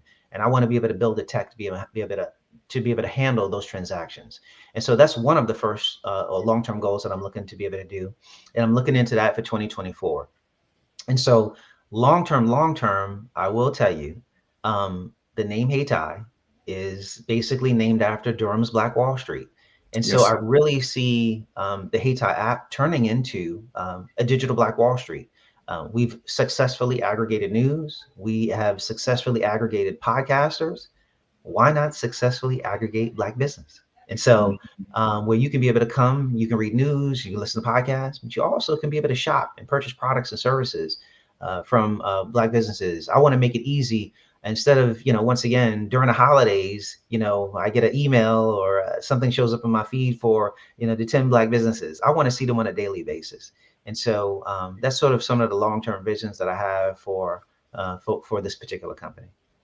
Okay, Carrie, you mentioned that one word that many of our people love to do, shop.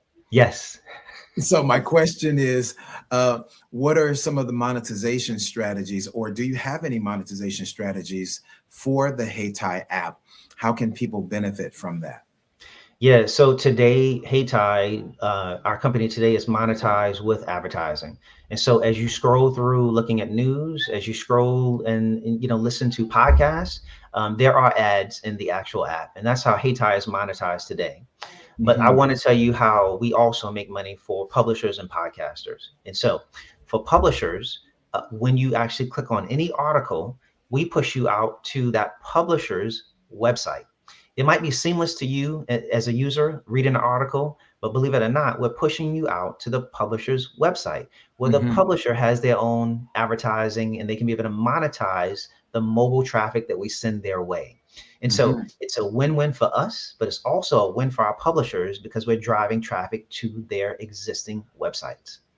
Now, for podcasters, what happens is that podcasters often, today I'm not really able to help them monetarily in terms of monetizing their platforms, except for sending listeners their way. And so if they have their own ad networks connected, before your podcast plays, you might say, today's podcast is brought to you by X. And so I drive listeners to your podcast so you can be able to obviously generate revenue from the listeners that we send your way. But at the same time, some of the long-term things that I'm talking about with the Black Podcasters Association as well is how can we be able to help them monetize and not just have them to be able to sell, but we can be able to sell on their behalf. And so those discussions are actually happening now behind the scenes. And so as we're looking to kind of grow and scale this business up for all content creators, I'm finding that, there are other opportunities that exist to be able to help out our content creators, to be able to generate revenue. And so we might be able to tap into some of those things as well. Beautiful.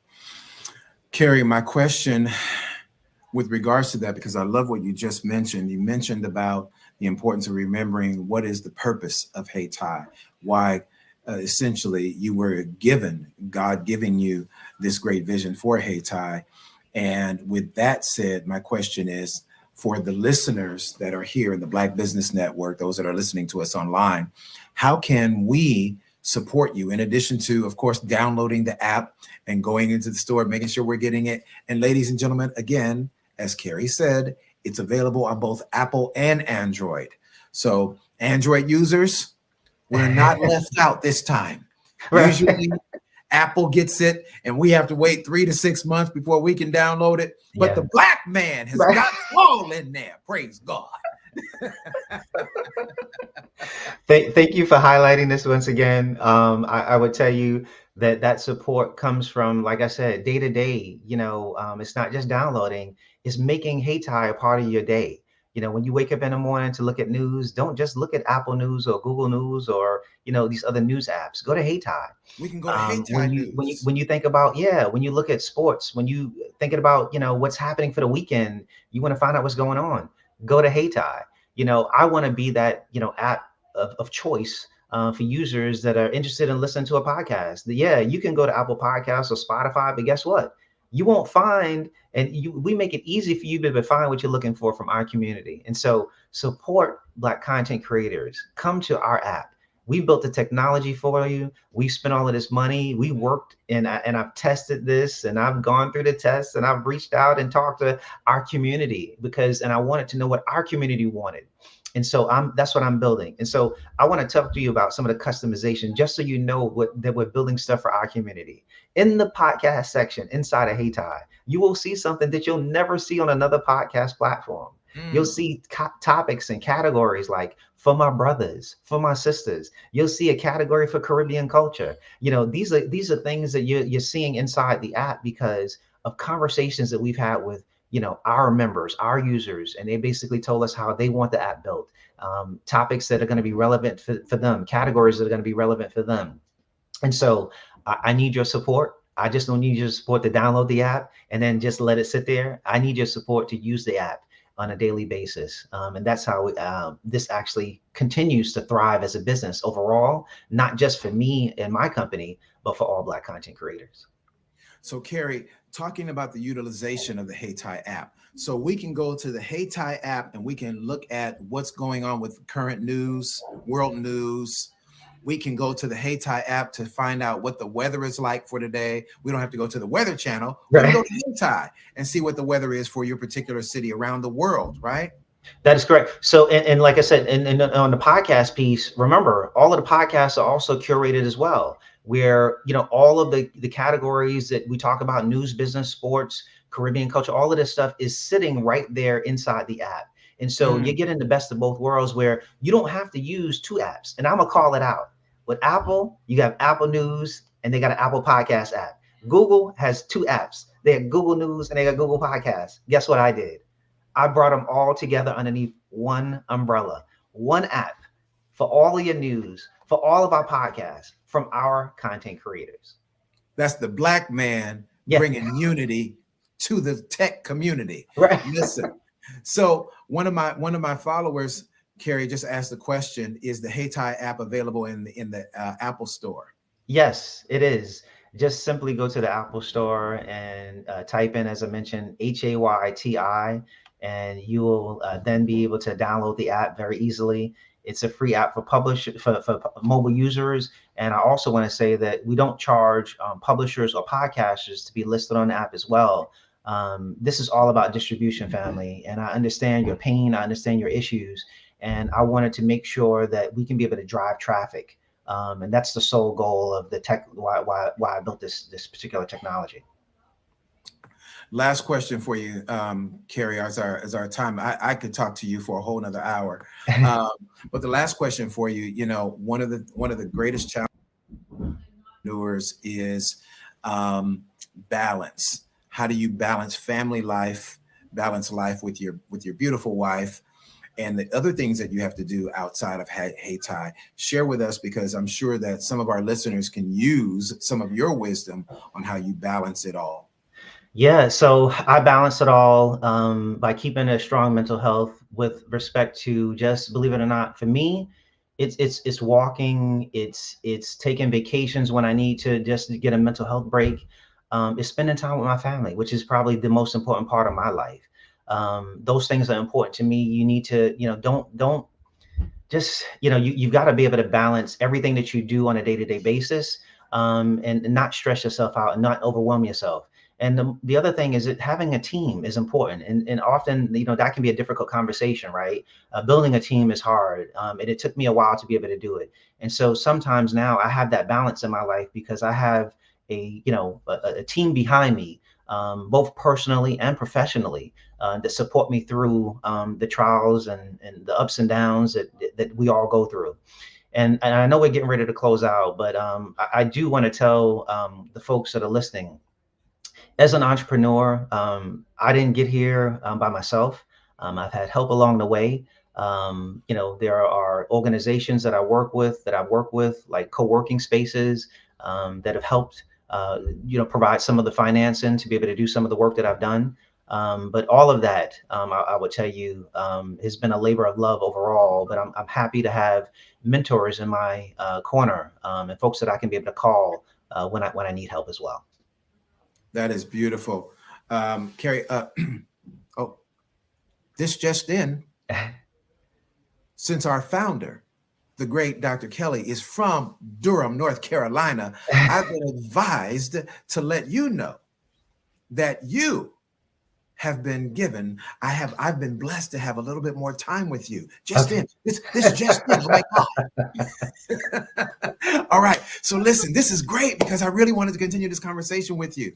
So listen, is it okay? Do we have a little bit more time with you? Yes, I have a couple more minutes. All right, cool. A couple more minutes. Okay, because I don't want to take no time from wifey, because listen, I'm coming to North Carolina. Come on down. I want to make sure that the queen loves me and receives me. It's like, yeah, you the man that kept my husband on there forever. And I told him he was supposed to be off by a certain time. I don't want to get in trouble.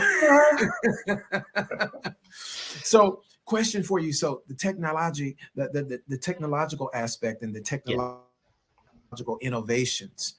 We talked about support. We talked about the need for utilizing Hey Ty for multiple things. Right. So then one question I have for you, for those who are perhaps novices as publishers, as podcasters, content creators, share with us, how would you compare Hey Ty, the Hey Ty platform, to other social media platforms or other platforms such as Apple, the Play Store, or even new up and coming platforms that we're seeing through Instagram, such as Fanbase and others? How would you help us to kind of understand that for those who are novices out there in the app space? Yeah, so I do want to be clear with your audience as well. We are not a social media company. We don't have, I've avoided basically the communication in terms of comments and everything that actually comes with that. And managing that can be a very difficult task. Yes. And I get enough hate mail as it is, so I don't even want to think about introducing that inside of Hey Ty. But what I will say is that what we've done is that when you think about, if you use a news app today to read news, if you think about a podcast app to listen to podcasts, we are a solution that basically doesn't exist. And so we're the first Black-owned app to integrate news and podcast all together underneath one mobile app.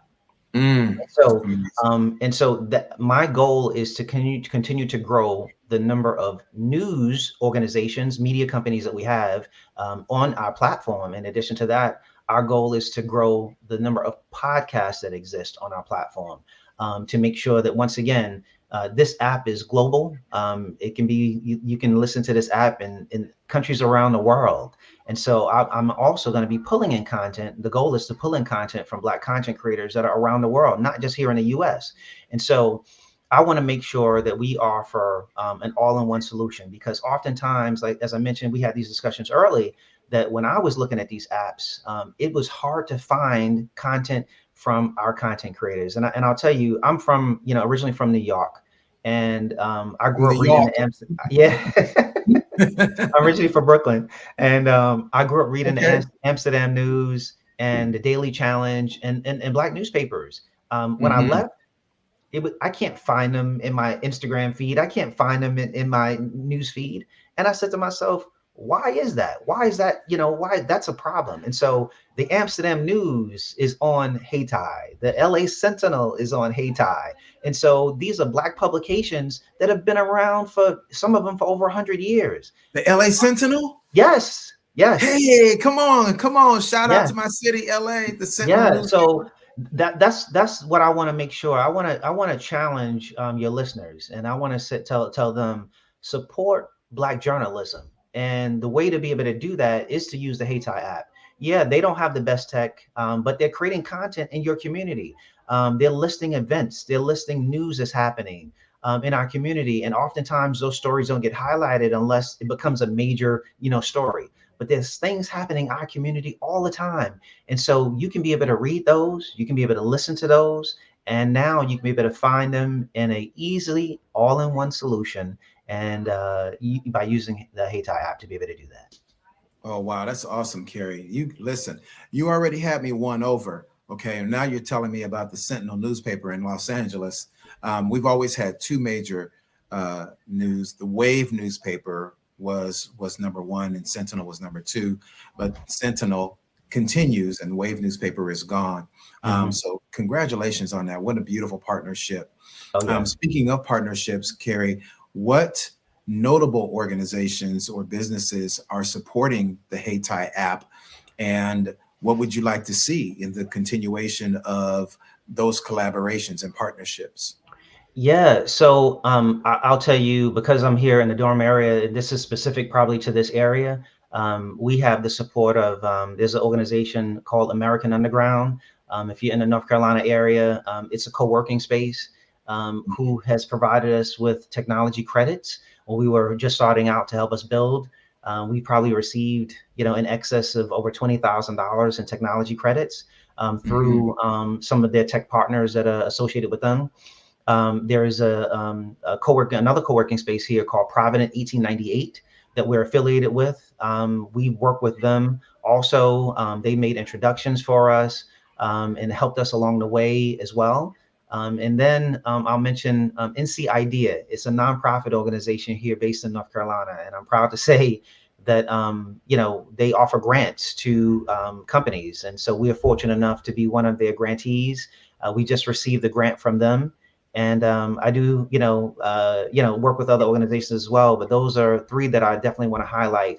And so they've been, tremendously, supportive in the mission and helping us continue to push and drive this message forward. Awesome. That is excellent. Tell me, what is your daily source of inspiration? Quite naturally, when you're looking at the huge mountain that you have to climb with regards to your business, keeping a balance of family, keeping your own personal time so you can maintain your own personal sanity and tapping into that creativity. What is the source for you, Kerry? What is the source of inspiration for you that keeps fueling your fire? So the source for me is, I love what I do. And this is all about supporting Black businesses, right? And so I myself on a daily basis, even if the app didn't exist, would still support Black business. And so I said to myself, this is just an easy way in terms of media to be able to, directly support our publishers without even doing a lot of work. I'm going to read news anyway. I'm going to listen to podcasts anyway. Guess what? Why not do it on my platform? Why not do it on the platform? Why not create a platform to make it easy for myself so I don't have to search all over the place and I don't have to use, multiple apps to do the work that I want to do or find the things that I want to be able to find. And so, I'm passionate about, the love that I have for our community. making sure that, we're able to thrive. It's very competitive. It's a very competitive space. But at the same time, there's room for us in this space. And there's room for us in this space is because, the technology that exists out here, as I mentioned, we're sort of beholden oftentimes to a lot of the large tech companies. And so we're not getting the customization that we need, and so that true service. And so, I talk to our customers as much as I possibly can. I want their feedback. I want to know what's wrong in the app. I want to know what can be done better. Once again, I say this is an app for our community. And so I'm building this for us. And so that feedback is actually really, really important. But I'm passionate about those conversations that I have with, whether it's a small publisher or a large publisher, whether it's a small podcaster or a large podcaster, how I can be able to work better to be able to, make sure that we grow together as a community. And that's the only way that this is actually going to be successful. Carrie, you mentioned this a little bit earlier, but I kind of want to go back to it so that we really get this message across. How would you advise us to continue to amplify Black voices, Black podcasters, Black publishers? How would you advise us with the usage, the utilizing HeyTie as an app? How can we as listeners, the average everyday people who are not podcasters, how can we help to push the Black business agenda forward and amplify Black voices? So this is something that, I tell people all the time, it's you have to make this a part of your day-to-day, right? For me, I buy soap from Black vendors, or I'll buy lotion, or whatever the case may be. If you want to be able to support HeyTie, I tell people this as well. In addition to using it on a day-to-day basis, you don't need to be a podcaster. You don't need to be a publisher. You have your own little social network, whether it's 100 followers, whether it's 1,000 or 10,000. You can push your message out by simply, copying HeyTie, the domain name, drop it in your social media feed and say, you know what? I found a great mobile app. Check out HeyTie. And so we all have a voice, thanks to technology, thanks to social media. But we can be able to leverage that voice to make sure that, we're able to highlight our businesses that are out here creating some amazing technology and products and services that exist. And we have to be that voice. And now we have that voice, using our social channels. And so we can be able to easily do that. Unfortunately, like, as I mentioned before, some of it might involve boosting, but even without that, we need to be able to make sure that we do this consistently, not just once or twice, but we have to be consistent about, our approach to how we spend our money and the things that we do. Carrie, if somebody wanted to follow your footsteps, move along in this industry, and they see your vision and they would want to emulate you, what advice would you give them to start in, a starting ground to launch into this industry and be successful?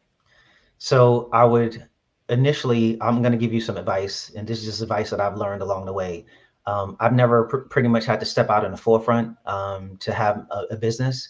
And so now I'm out in the forefront. So I would tell people, be prepared to step out, be prepared to speak publicly. Sometimes, that's basically, people are shy oftentimes, and that might stop people from, pushing forward. But it's sort of a pain point that you've got to be able to get over to be able to push forward. And the other thing that I would tell you is networking. We all understand networking, the power of it, but it is true. There have been so many opportunities and things that have come along my way through networking, through basically going to a function, going to a conference, having a conversation, talking to somebody, letting them know what you're doing. And I know sometimes that can be difficult because you're like, I have something really strong. I have an idea and I don't know if I'm ready to give it up. But oftentimes people like me, are here to help. But we can't help if we don't know what you're doing and what you're working on. And so oftentimes, entrepreneurs that I have that I talk to, they need a little assistance. And if I can assist along the way, I'm happy to be able to do that. I'm proud to sit on some boards as well. And so where I can be able to lend, my expertise, I'm happy to be able to do that also. Awesome. Carrie, I'm an avid reader like you are. And I wanted to ask you, a 2-in-1 question, if I may. Sure. And I know you gotta get ready to go. I'm so grateful for you sharing your time with us today. So my 2-in-1 question is, what is a favorite quote of yours? Okay. All right. And then the second 1A to that question is, who is your favorite author? Okay. So favorite quote would be by the great Benjamin Mays. Every man or woman is born into this world to do something unique and distinctive. If he or she does not do it, it will never be done. And so that's how I feel about myself in terms of what I've done. This is very unique, and this was something for me to be able to create. And instead of actually an author, I'll mention a book, because I want to share this book that has inspired me. And I actually often buy this book and give it out to other people often too. And that book is Think and Grow Rich, A Black Choice. Dr. Dennis Kimbrough. Yes. Sure. And so that book has been able to give me strength, inspiration. And I actually make sure that I actually purchase that book. I purchase multiple copies from time to time to be able to share that book with other entrepreneurs and just people in general, because it's just a great book to read. Yes, sir. Absolutely.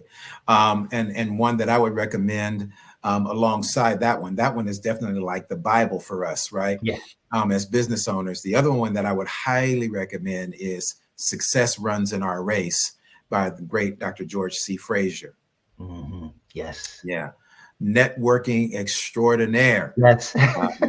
And speaking of North Carolina, Dr. George C. Frazier will be bringing the Power Networking Conference, which Forbes magazine has rated the Power Networking Conference as one of the top 5 conferences in America, not just Black conferences, right. One of the top 5 conferences for all entrepreneurs. And so he will be moving to Charlotte, North Carolina for 2024, August of 2024.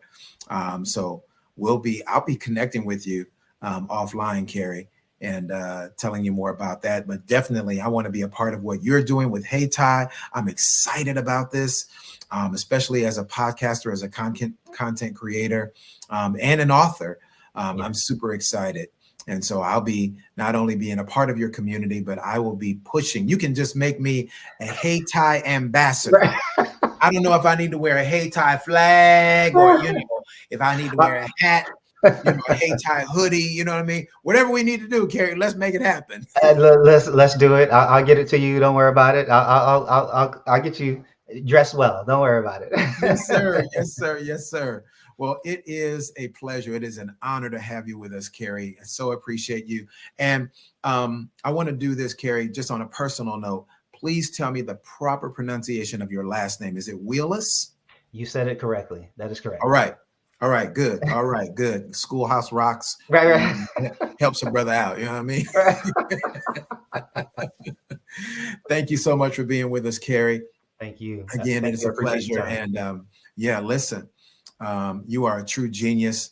And we appreciate you being a part of the Black Business Network. Thank you so much. All right. So we'll see you. And we're going to go to our commercials right now, to our sponsors, and we'll be right back on the other side.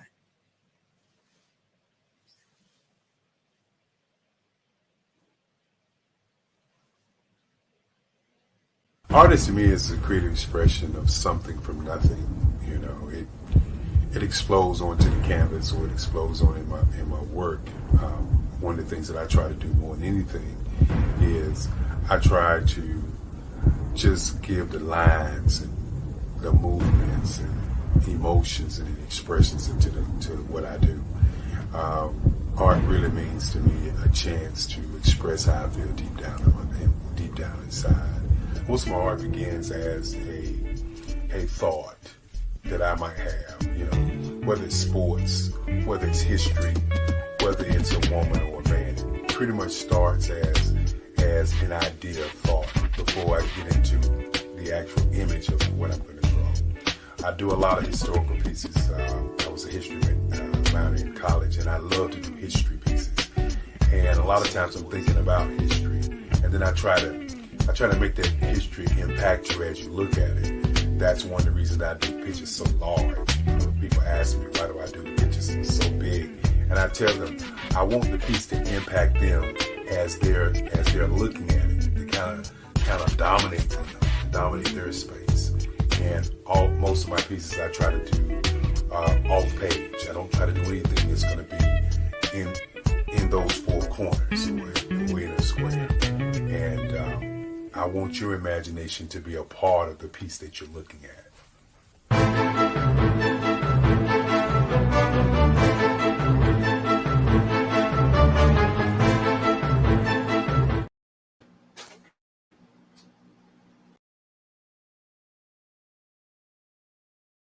I am from Washington, D.C., but I was raised in Durham, North Carolina. I came to Durham when I was about 5 or 6, and then I traveled back and forth to D.C. because it's where my people are from. One of the unique things about my family is my mother, she's also an artist. She does quilting, and she does a lot of artistic things, and then my son, he draws with both hands, his right hand and his left hand like I do. So that's kind of a family trait. And then my other son, he's a videographer, and my daughter, she works, she's a regional vice president for Sunglass Lab. When you start out drawing and sketching, you want to continue to explore, each avenue. I do pastels, I do pen and ink, I do painting, I do acrylics. I haven't done oils yet. But I try to do all facets of art. What I say to a lot of times to people is, you can't put yourself in a box when you're an artist. You have to explore. And over the course of my life, I've tried to explore different mediums. I also do sculpture as well. I choose my subjects by the intensity that they have in their faces or the intensity that somebody is moving, because I do more than portrait drawings. I also do I do abstract, and then I do figurative drawing also. Well, what happened in this particular show is that I started out trying to come up with something that would be a little bit different than what everybody else is doing. So I was working on a Barack Obama show, and they wanted me to do some paintings of Barack. And so what I did was, because of the deadlines, I kind of did it kind of fast. And then I realized when I was doing it fast, I enjoyed it. And so then I started doing other pieces the same way, and I started to enjoy those pieces also. And so I came up with this particular style. And it's a style of lines and colors. And what's interesting is that when I was in college, I did a show called Lines, Colors, and I talked about the boldness of the blacks, the hotness of the whites, and this is how this has come about, later on in my life.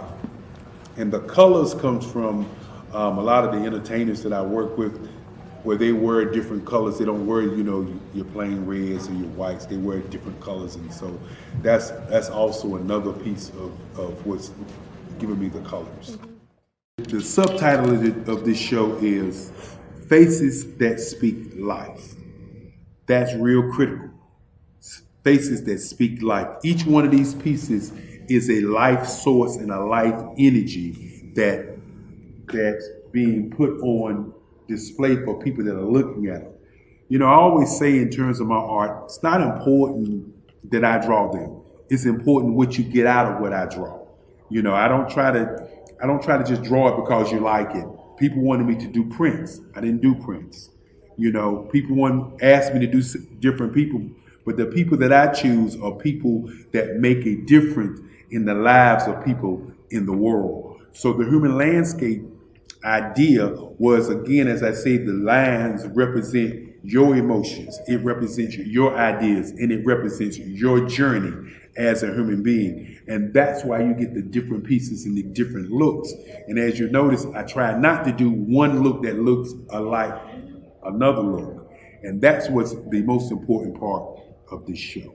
Sometimes you got to hear the news from the Black perspective, and more specifically, Black publishers. And that's exactly why you have to download the HeyTie app, the largest mobile app delivering breaking news, videos, and podcasts from 200 of your favorite Black publishers. Yes, 200 Black publishers delivering news as it happens, literally all in one app. Go to HAYTI.com or download the app in the Google Play Store or Apple App Store. It's completely free, along with information that you can trust, so go check them out. Did you know that our black dollar only lasts for 6 hours in our community? Yet other communities, their dollars last for 19 to 30 days. The Black Wall Street Nation. Black Wall Street Nation. Yes, that's why we created the Black Wall Street Nation. Black Wall Street Nation is a centralized directory available to all Black businesses across the world. It was created for businesses like you, the ones that want to start and the ones who have a dream that have already started, such as businesses like Drop in a Bucket Productions, Valito Foods, Sugar Tea Branding Firm, All the Dazzle, Bun Cakeaholic, Miss Riot, and you. We'll have marketing, seminars, and some funding coming soon just for you. So, we want you to come and join us. www.blackwallstreetnation.com. See you there.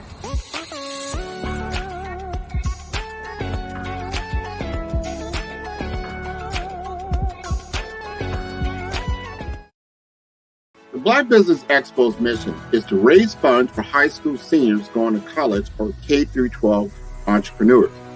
This expo is a fundraiser for students. Please, you may go to www.blackbusinessexpousa.com to donate to the scholarship fund or use the Cash App at $BBXUSA. Our goal is to give laptops and up to $5,000 to 10 students.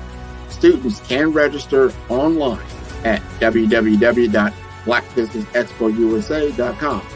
Every dollar counts. Please donate to the Black Business Expo USA Scholarship Fund.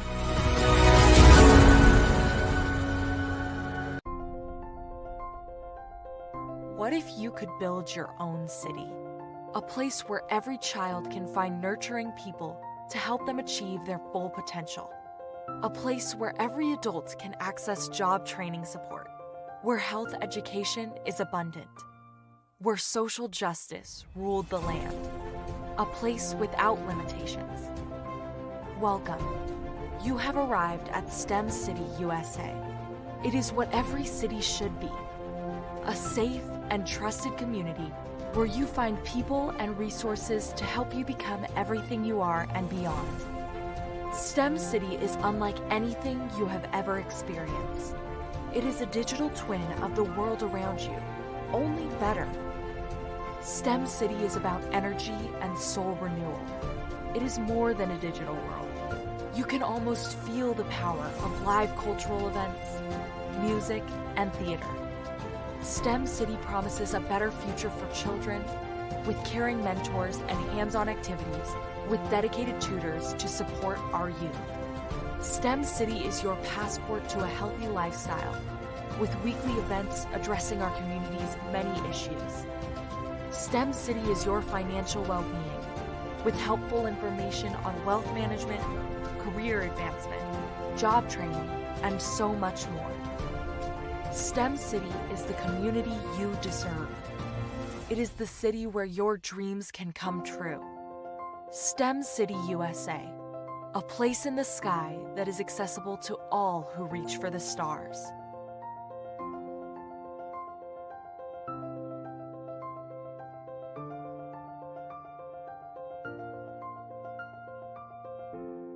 I'm Ramon Ray, founder of Smart Hustle Magazine and smallbiztechnology.com.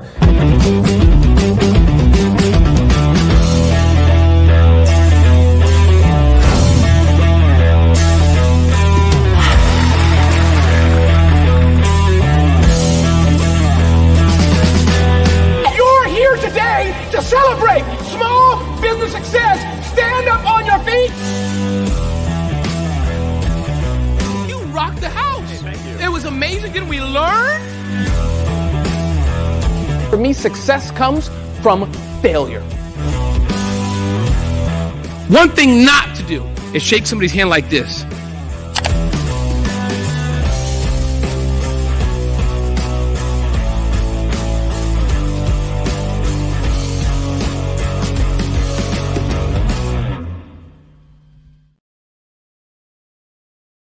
Follow the Brand TV broadcast host, Grant McGaugh, as he visits with top executives and entrepreneurs to find out their secrets of success with their personal brand. Follow the Brand TV broadcast host as he focuses on brand development to build better relationships, bring value to your business, relationships, and career. You will enjoy listening to each episode that is tailored to speak to you directly. If you're looking for this type of clarity in terms of building your brand, you have tuned into the right station.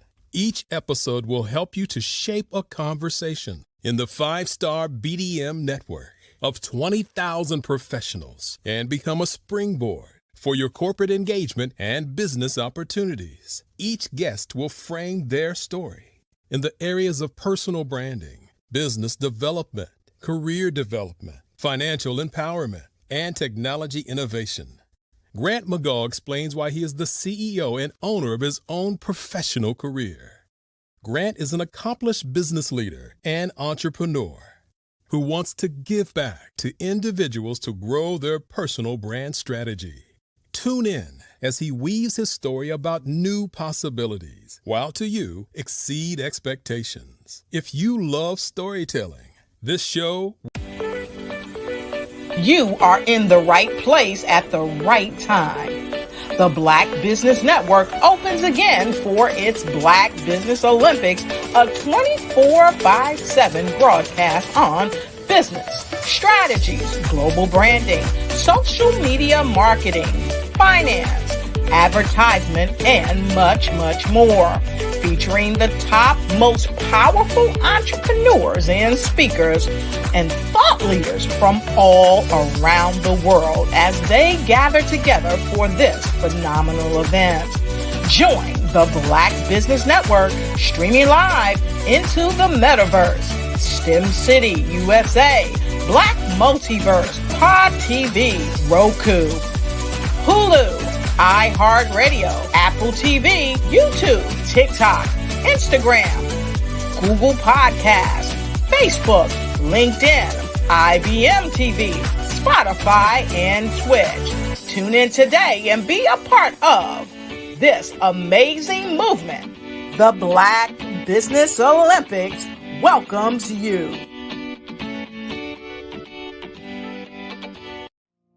Did you know that approximately 333.34 million businesses exist today, according to a report from 2021? And you may be one of those businesses, or maybe you're not in the business market yet, but you're aspiring to be a business owner. Well, guess what? You're in the right place at the right time. Because let's face it, everything is about timing and opportunity. Hi, my name is Dr. Lotus Richey, and I'm the CEO and founder of the Lotus Richey Coaching and Consulting LLC, along with the Lotus Richey Ignite Show. 15 minutes of success with Dr. Lotus Richey, as well as books to boom your business and bring who you are. And today, I want to bring this amazing message to you about the Black Business Network and the Black Business Olympics. See, the Black Business Network and the Black Business Olympics is designed to help people just like you, that's right, that look like me, to take their business to the next level. Not just in your front yard or your backyard, but globally. The Black Business Network and Black Business Olympics is designed not to just help you survive, but to help you thrive. So join us today as we come together with businesses all around the world to support our students, our children, our young teens, our young entrepreneurs. What we do is we come together to help raise funds for students who are aspiring to be business entrepreneurs, who are aspiring and who are thriving in college. We endow them with a wonderful opportunity to gain scholarship of either a laptop or several thousands of dollars. And we invite you to help be a contributor to this amazing opportunity to help someone that looks just like you. So join us today at our website and let us connect with you and help you ignite and take flight in every area of your life on the Black Business Network and the Black Business Olympics. I'll see you on the other side.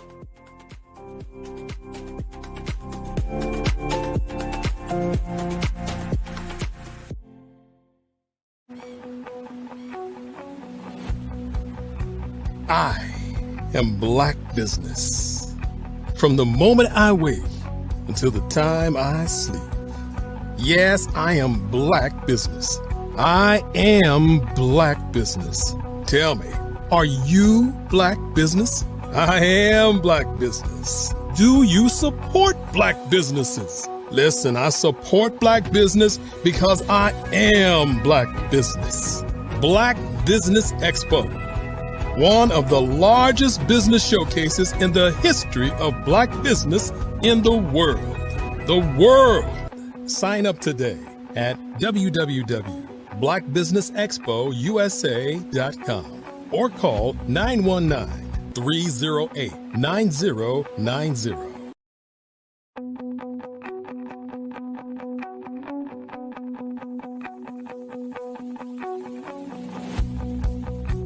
I am Black Business. From the moment I wake until the time I sleep. Yes, I am Black Business.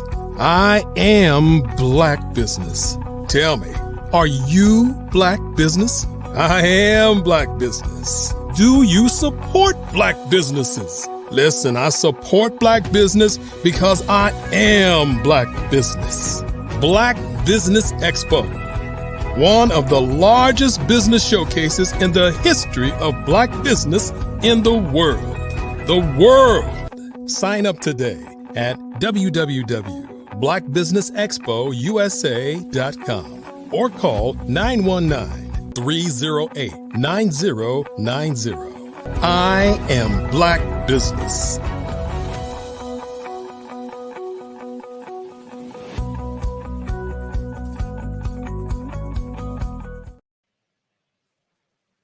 Well, good afternoon.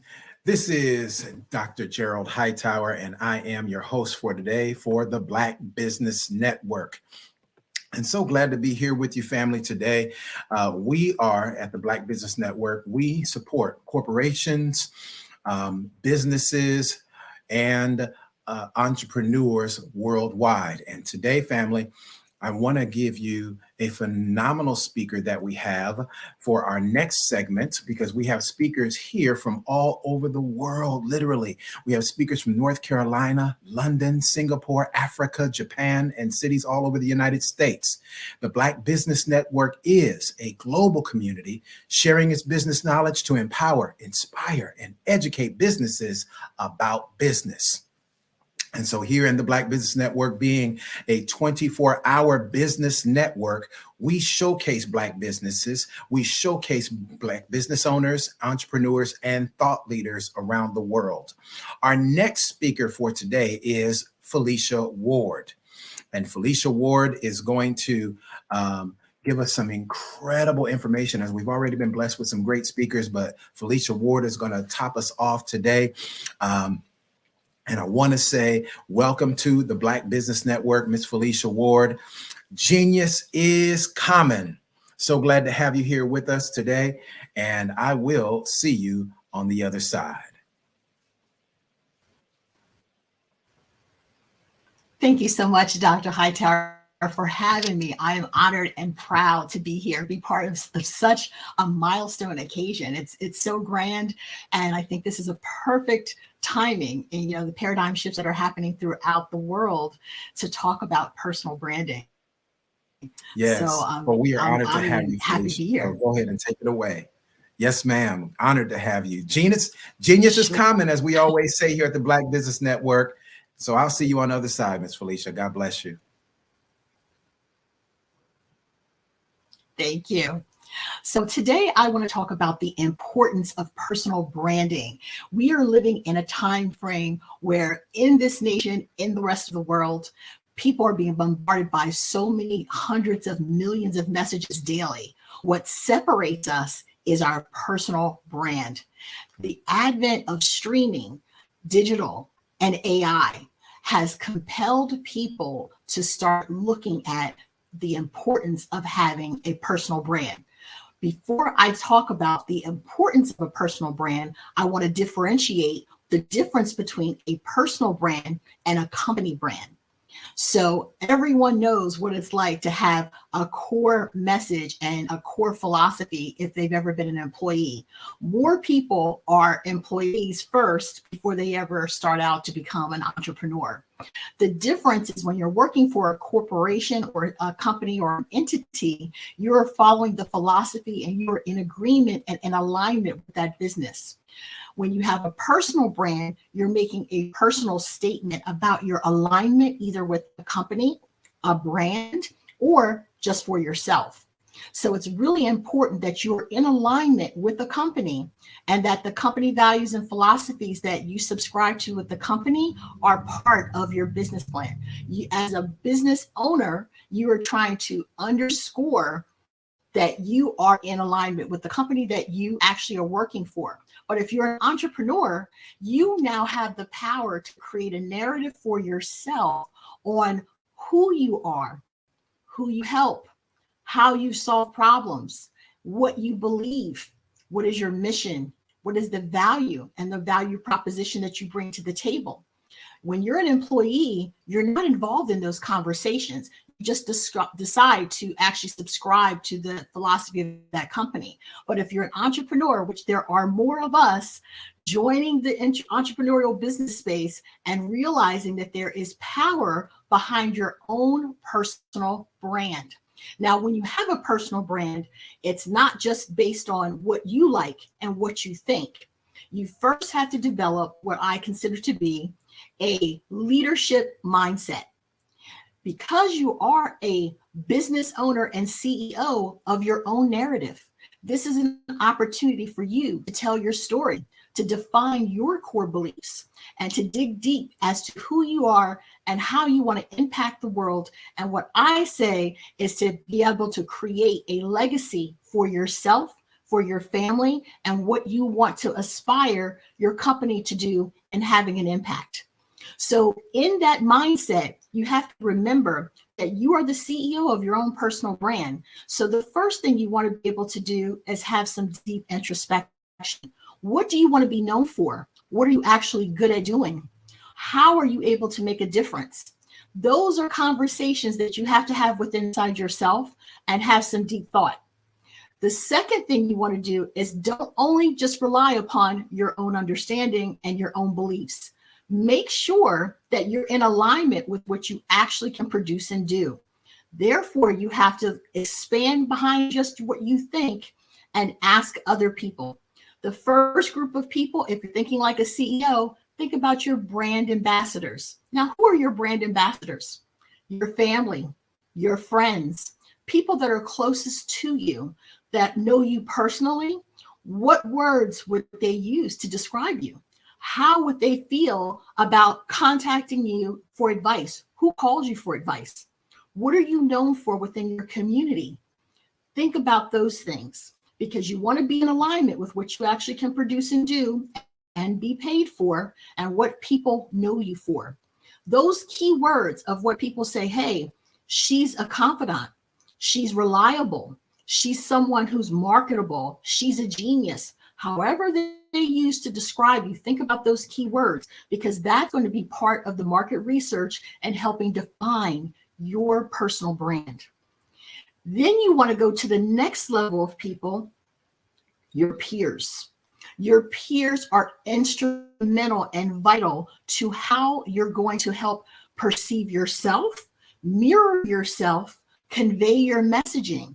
So in your peer groups, if you're involved in professional development, the people that you work with, your colleagues, institutions that you belong to, sororities, fraternities, whatever it is that you're involved in that expands beyond what your daily duties are, think about what your strengths are. Conduct a SWOT analysis on all of these things. What are your strengths? What are your weaknesses? What are the opportunities? And what are the potential threats? When you look at your peer group and how you're perceived and what you execute well and what you have a passion for, is it in alignment with what you want to actually be delivered and conveyed within your own personal brand? Then you want to look at the community.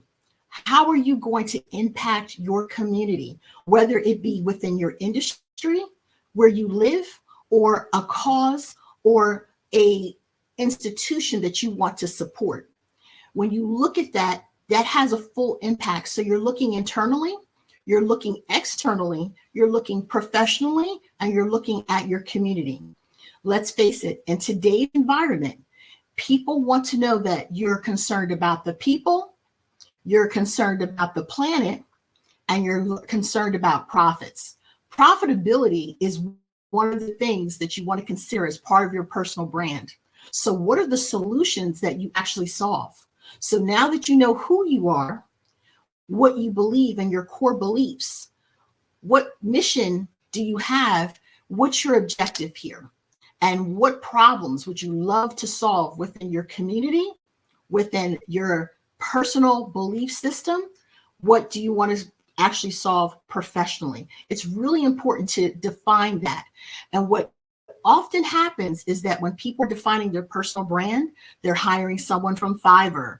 They're picking their favorite colors and their favorite fonts and thinking because something is pretty or professional looking that that is their personal brand.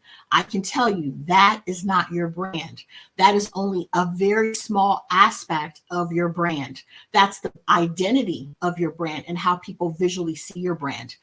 But if you don't have core beliefs, a mission statement, vision about what you would like to achieve within your business, it's going to fall flat because you need to be able to deliver upon your brand promise.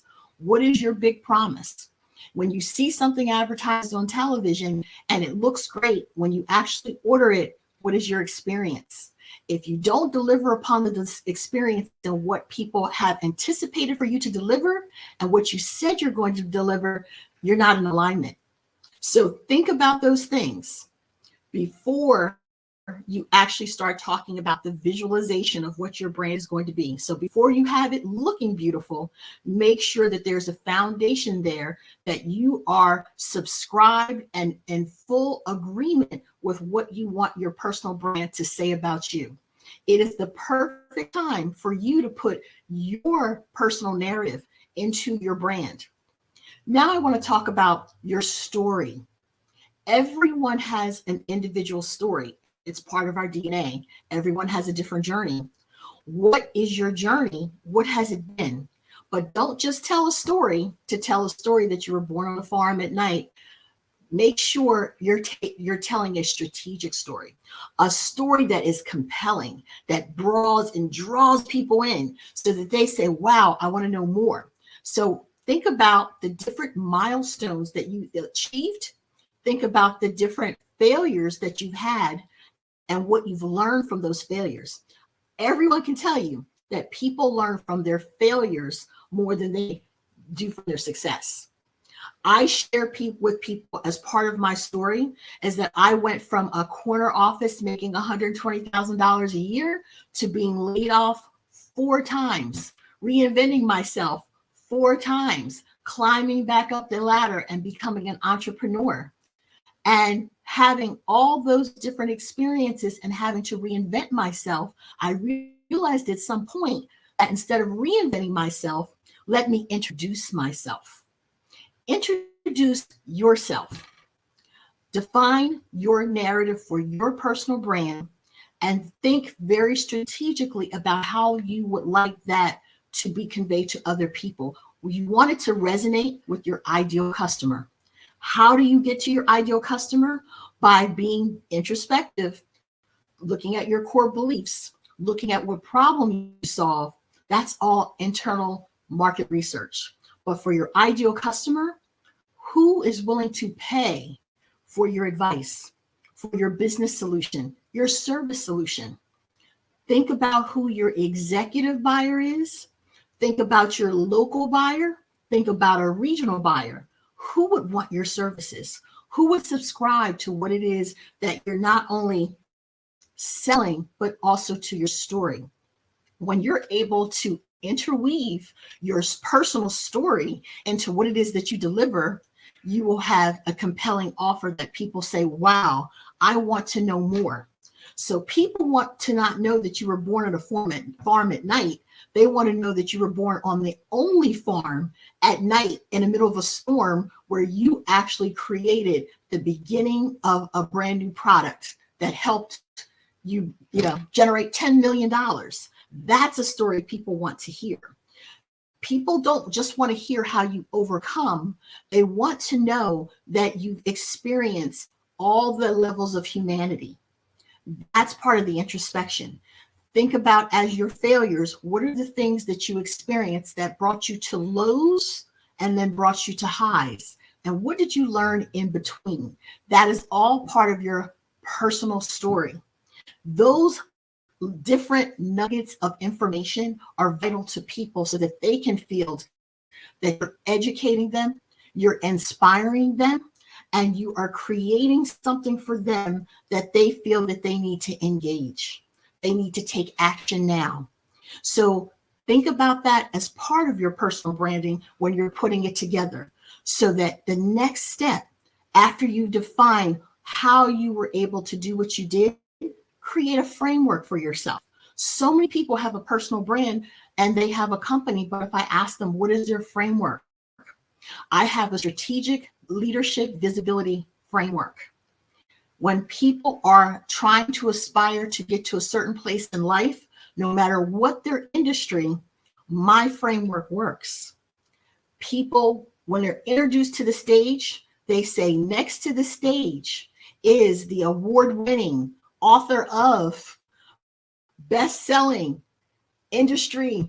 They keep going. How are you going to get to those different levels? Well, people start out with peer engagement. So before you find out who your ideal client is, have you hung out with them? So don't just look at the numbers, because people are not numbers. People are human. How are you going to humanize your brand? So I did a post the other day and I talked about how to not be kingdom, as in a person that only stays in their tower of power and looks at numbers and makes decisions. As part of your personal brand, you want to talk about your human engagement. What are you doing and what have you done to personally experience the things that you're going to ask clients to do? When people are asking for their dollars, if you're asking for someone's dollars, you need to be able to speak in the keywords and the language that they speak in. You want to be on a planet where you speak their language, they speak your language, and you have now found your tribe. So you start out with professional development, because in professional development, you will eliminate imposter syndrome. One of the biggest problems as part of your mindset and working with personal branding is people say, I'm not a brand, I'm just a person. No, you are of value, you are worthy. So learn more about the industry that you want to be in by getting involved in professional development.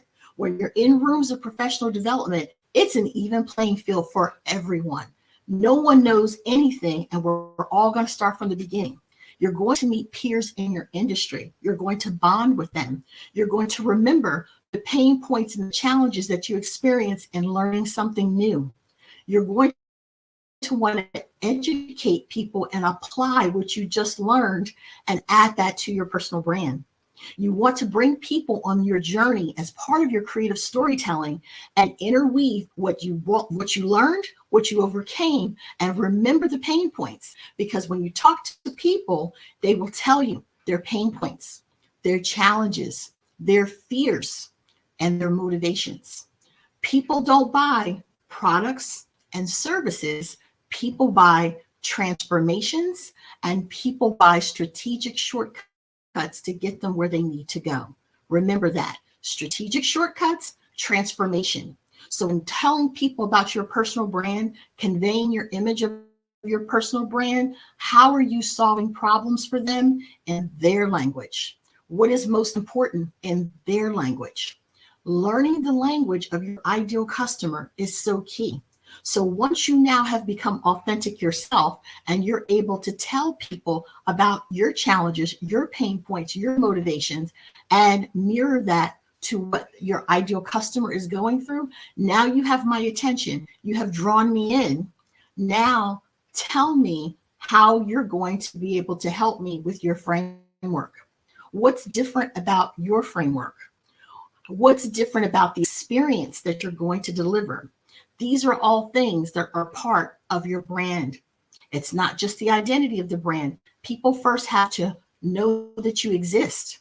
That's the brand identity and the fonts and the things that you see. Then they have to be attracted to what you're saying.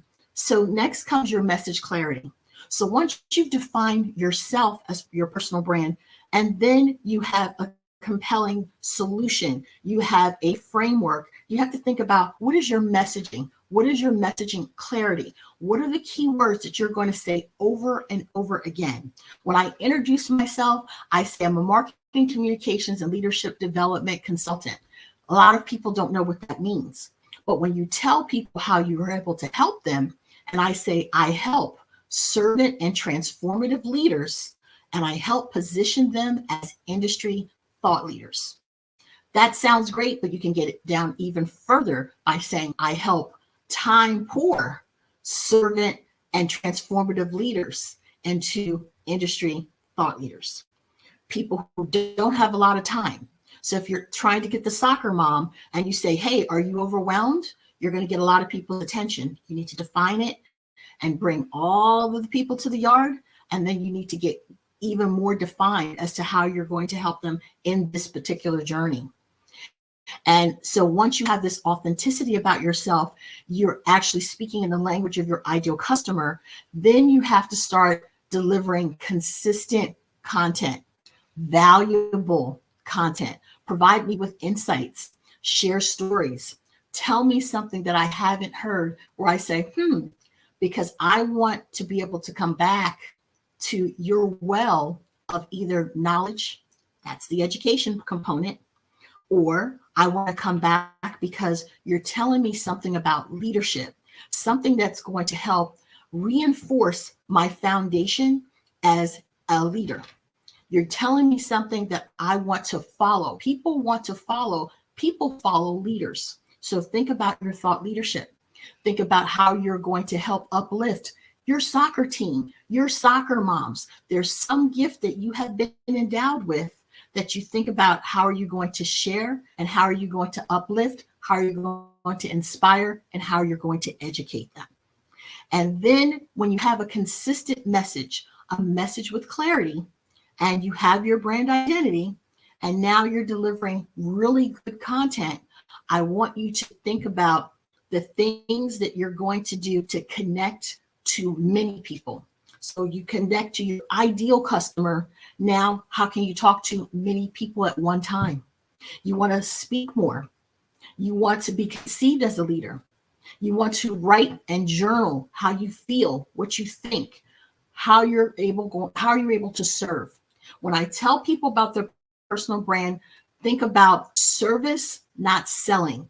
One of the big advantages to having a personal brand is that you can have a personal conversation with someone. I'm not talking about products and services and solutions. I want to connect with the person and I want to find out what your priorities are. I want to find out your mindset. I want to find out how can I help you right now in this moment. I was able to get a huge client from talking to them and them telling me all about their moving. That was their number one priority. That was what held over their head. Someone else's biggest problem might be that they're worried about mergers and acquisitions. When you're talking to someone and they seem diverted, they seem consumed by something, find out what that is. You being a human and having a great personal brand, you're going to be able to be adaptable. Change what you were going to say and be an active listener. Listen more and speak less, and they will tell you what their problems are, what their pain points are, how you're able to help them in that moment, will help build what? A personal relationship. Personal branding equals personal relationships. When you're just coming into a situation and you're representing your company, you have an agenda. You're trying to sell your products and services and solutions. You're trying to wave the flag as to why your business is so great. Well, guess what, everybody? Everybody says they have a great business, they have a great service, they have a great solution. What else do you have? What else do you bring to your table? Who you bring to the table is your energy, your essence, and how you do things. So if you're a person that's creative, lean into that. If you're a single mom, lean into that. If you are, as we all are, African American, proudly state that that's part of your differentiation. Diversity, equity, inclusion should be a part of everyone's mission statement to help define, uplift, refine, and bring us to the table, because we bring a different dynamic and a different conversation to the table. And instead of trying to assimilate, step out and help that be part of what you do. It's a differentiator. Lean upon that. Never step back from who you are. If you come from a particular background, state that from the beginning if that is part of what you do. But you have the power to create that narrative. And what I tell people, when you think of marketing and you look at frameworks, there's a framework called PISOs. The P stands for paid ads. The E stands for earned media, which means the publicity that you get from different organizations, media outlets. Then there's shared media. Shared media is what you see in terms of social media platforms. What you have online. You don't own a shared platform. You participate in it, but if that shared platform goes down, you now have no way to contact your clients, the people that you're talking to. And then finally, the O stands for owned media. Owned media is what I tell my clients is the most important. The owned media is your website, your blog, your newsletter, your personal brand, the content that you put out on different platforms and different books. That is your intellectual property, that your story is part of your owned media. When do you have a chance to have your own channel and only talk about you from your perspective and how you're able to help people? Personal branding is the key to doing that. Now I'm going to tell you some don'ts. Don't rely upon just the visual of your brand to get you across the finish line. It's not going to do it for you. It has to have some substance to it. Don't have irregular postings and irregular contact with people. You have to do something consistently. It takes people now on average 12 to 14 times before people even recognize who you are in the marketplace. Then I want to make sure that the content that you're delivering has value. If you don't have anything to post that you can think of, don't post. It's better to put out content that is valuable so that you feel proud of the content that you put out and it is reflective of you and your brand and your business, and it's all in alignment and that you can be proud of it. Make sure as part of your personal branding that you employ and deliver evergreen content. Evergreen content is content that if I look at it 30 years from now, if I go back and look at content from 50 years from now, I can watch a video and learn something from that video. You want to make sure that about 70% of what you're putting out is evergreen content. But the next thing I'm going to say, make sure that you address that you are adaptable and you address trends, you address AI, you address technology, you address changes in behavior. We're about to enter, a digital age. We're in a digital age right now where money is being taken off the table. People are passing laws to say that, hey, we're going to be living in a cashless society. So the paradigm shifts that are occurring, make sure you address them. And right now we're in a perfect storm. And that perfect storm is a change in the demographics. We are now a world of people of more of color. Second demographic shift and paradigm shift is technology. As I said, with AI and everything else that's coming out with technology, you must address it and must incorporate that as part of your personal branding and business. Be up with the times if it's prevalent. And behavior. The behavior of people is changing. A lot of things that were socially unacceptable are now acceptable. Address them. Do not stand on the sidelines if you feel strongly about something that is part of your core beliefs. If you're a person that loves sustainability, talk about the people, talk about the planet, talk about profitability. Those are the things that are part of environmental, social justice, and governance that people are looking for. They're listening for that information. If you now are vegan, behaviors within veganism have changed restaurants, have changed menus, have changed what people eat at school for your elementary schools and education. So when there's a trend that's coming about and it will impact your business, your industry, or your behavior, make sure you address those things. And as part of your personal brand, make sure you differentiate yourself from a vlogger or an influencer. Your personal brand is not being an influencer. You're not posting as if you're being paid. Influencers are paid to post about their day and what they're eating for breakfast and what they're wearing today and who they spoke to. They're being paid by brands. They're being paid by advertising agencies. You are not that. Your personal brand is to always talk about things that eventually bring people back to your brand. When you're telling a story, tell a strategic story. So if I talk about being homeless and I tell you that I went from being homeless to being a millionaire, the purpose of my story is to tell you about a financial service that I now provide and that I can speak to people from a different perspective because I've run the gamut on my financial acumen. That's the purpose of the story. So don't tell a story about your get all involved in your emotions and get involved about what's happening with your personal life that does not resonate and be able to cultivate, nurture, and then convert people to your products and services. Make sure your personal brand is talking about things that you have experienced because you want to be able to show how that has an impact and twist and differentiates how you deliver your products and your services better. So think about your strategic storytelling, think about how you're going to nurture your audiences, and think about the conversion as part of your personal brand. So I hope all of these things have helped you realize that there goes so much more that goes into your personal brand. So number one, remember the mindset. Think like a CEO.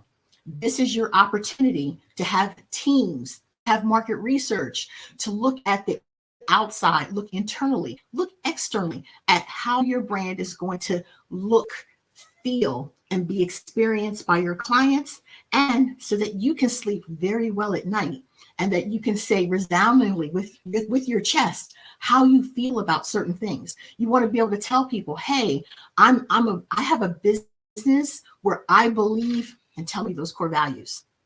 And tell me how those core values align with your business.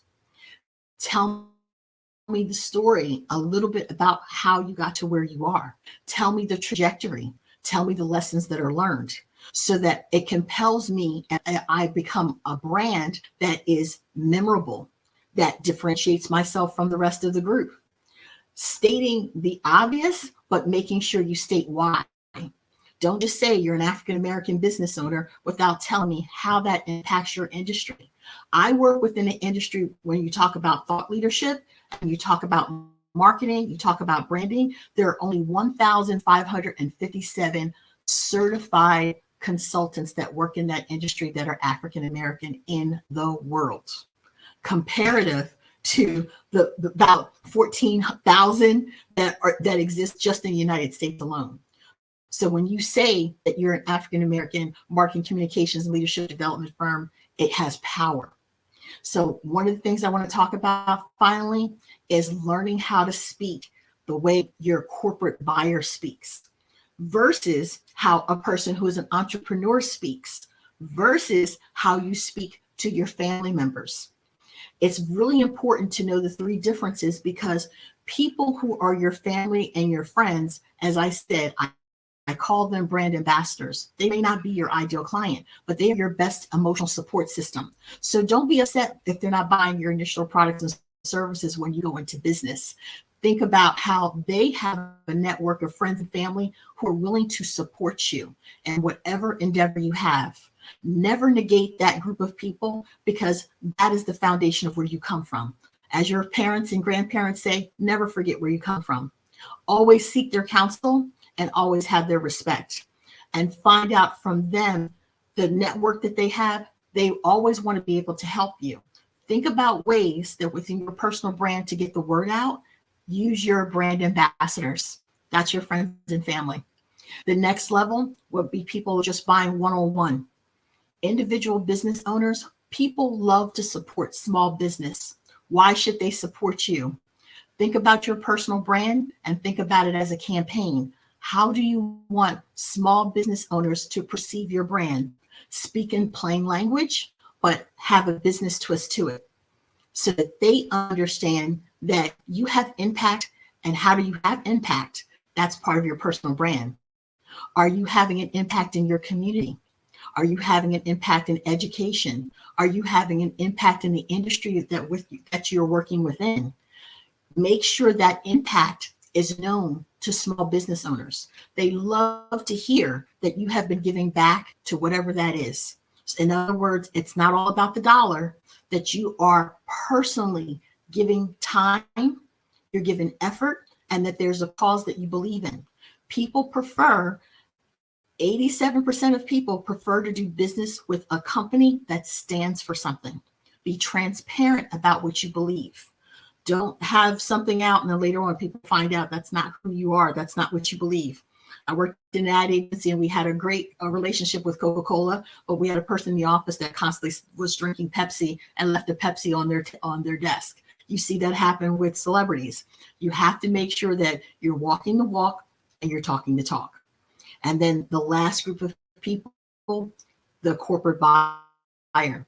What does the corporate buyer want and who is the corporate buyer? Just because I'm speaking right now, it doesn't necessarily mean that the person that's going to write the check for me speaking might be within training and development.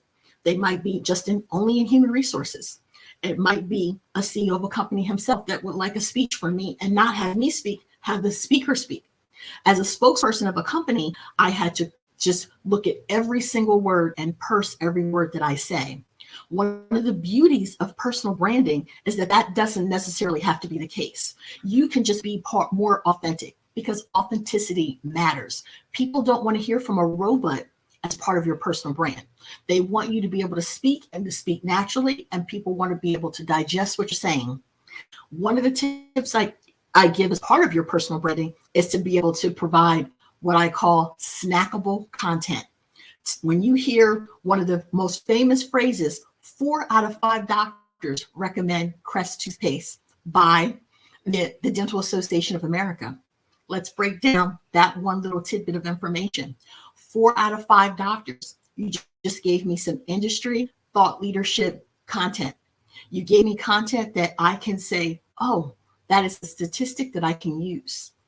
And it also tells me the credibility of the brand, which is Crest.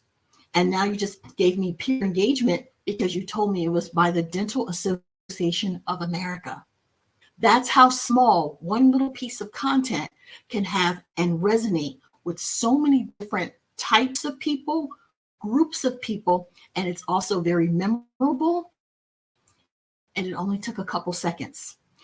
Think more strategic about your personal brand and deliver and make sure that you're leaving a legacy that you love. Thank you so much for the opportunity, and I appreciate being here with the Black business owners of the Olympics and the business brand. Thank you. Miss Felicia Ward, you are amazing. Thank you so much for sharing. I love your spirit. I love your personality. I love how you share that information. It's so helpful for those of us who are existing as well-established business owners, as well as those who are aspiring business owners. So thank you so much for being here with us today, Ms. Felicia, with the Black Business Network. Genius is common. I'll see you on the other side. Thank you for having me.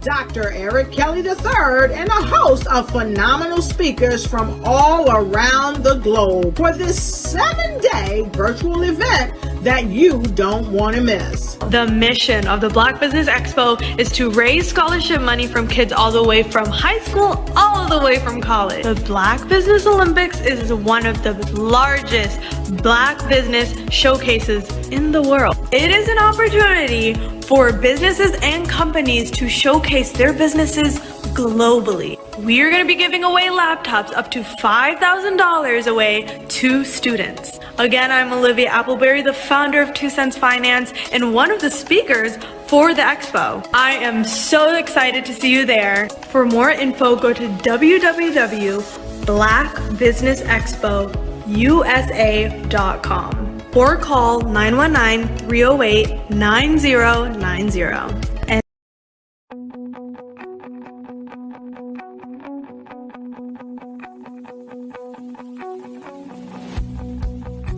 I am Black Business. From the moment I wake until the time I sleep. Yes, I am Black Business. I am Black Business. Tell me, are you Black Business? I am Black Business. Do you support Black businesses? Listen, I support Black business because I am Black Business. Black Business Expo, one of the largest business showcases in the history of Black business in the world. The world. Sign up today at www.blackbusinessexpousa.com or call 919-308-9090. I am Black Business.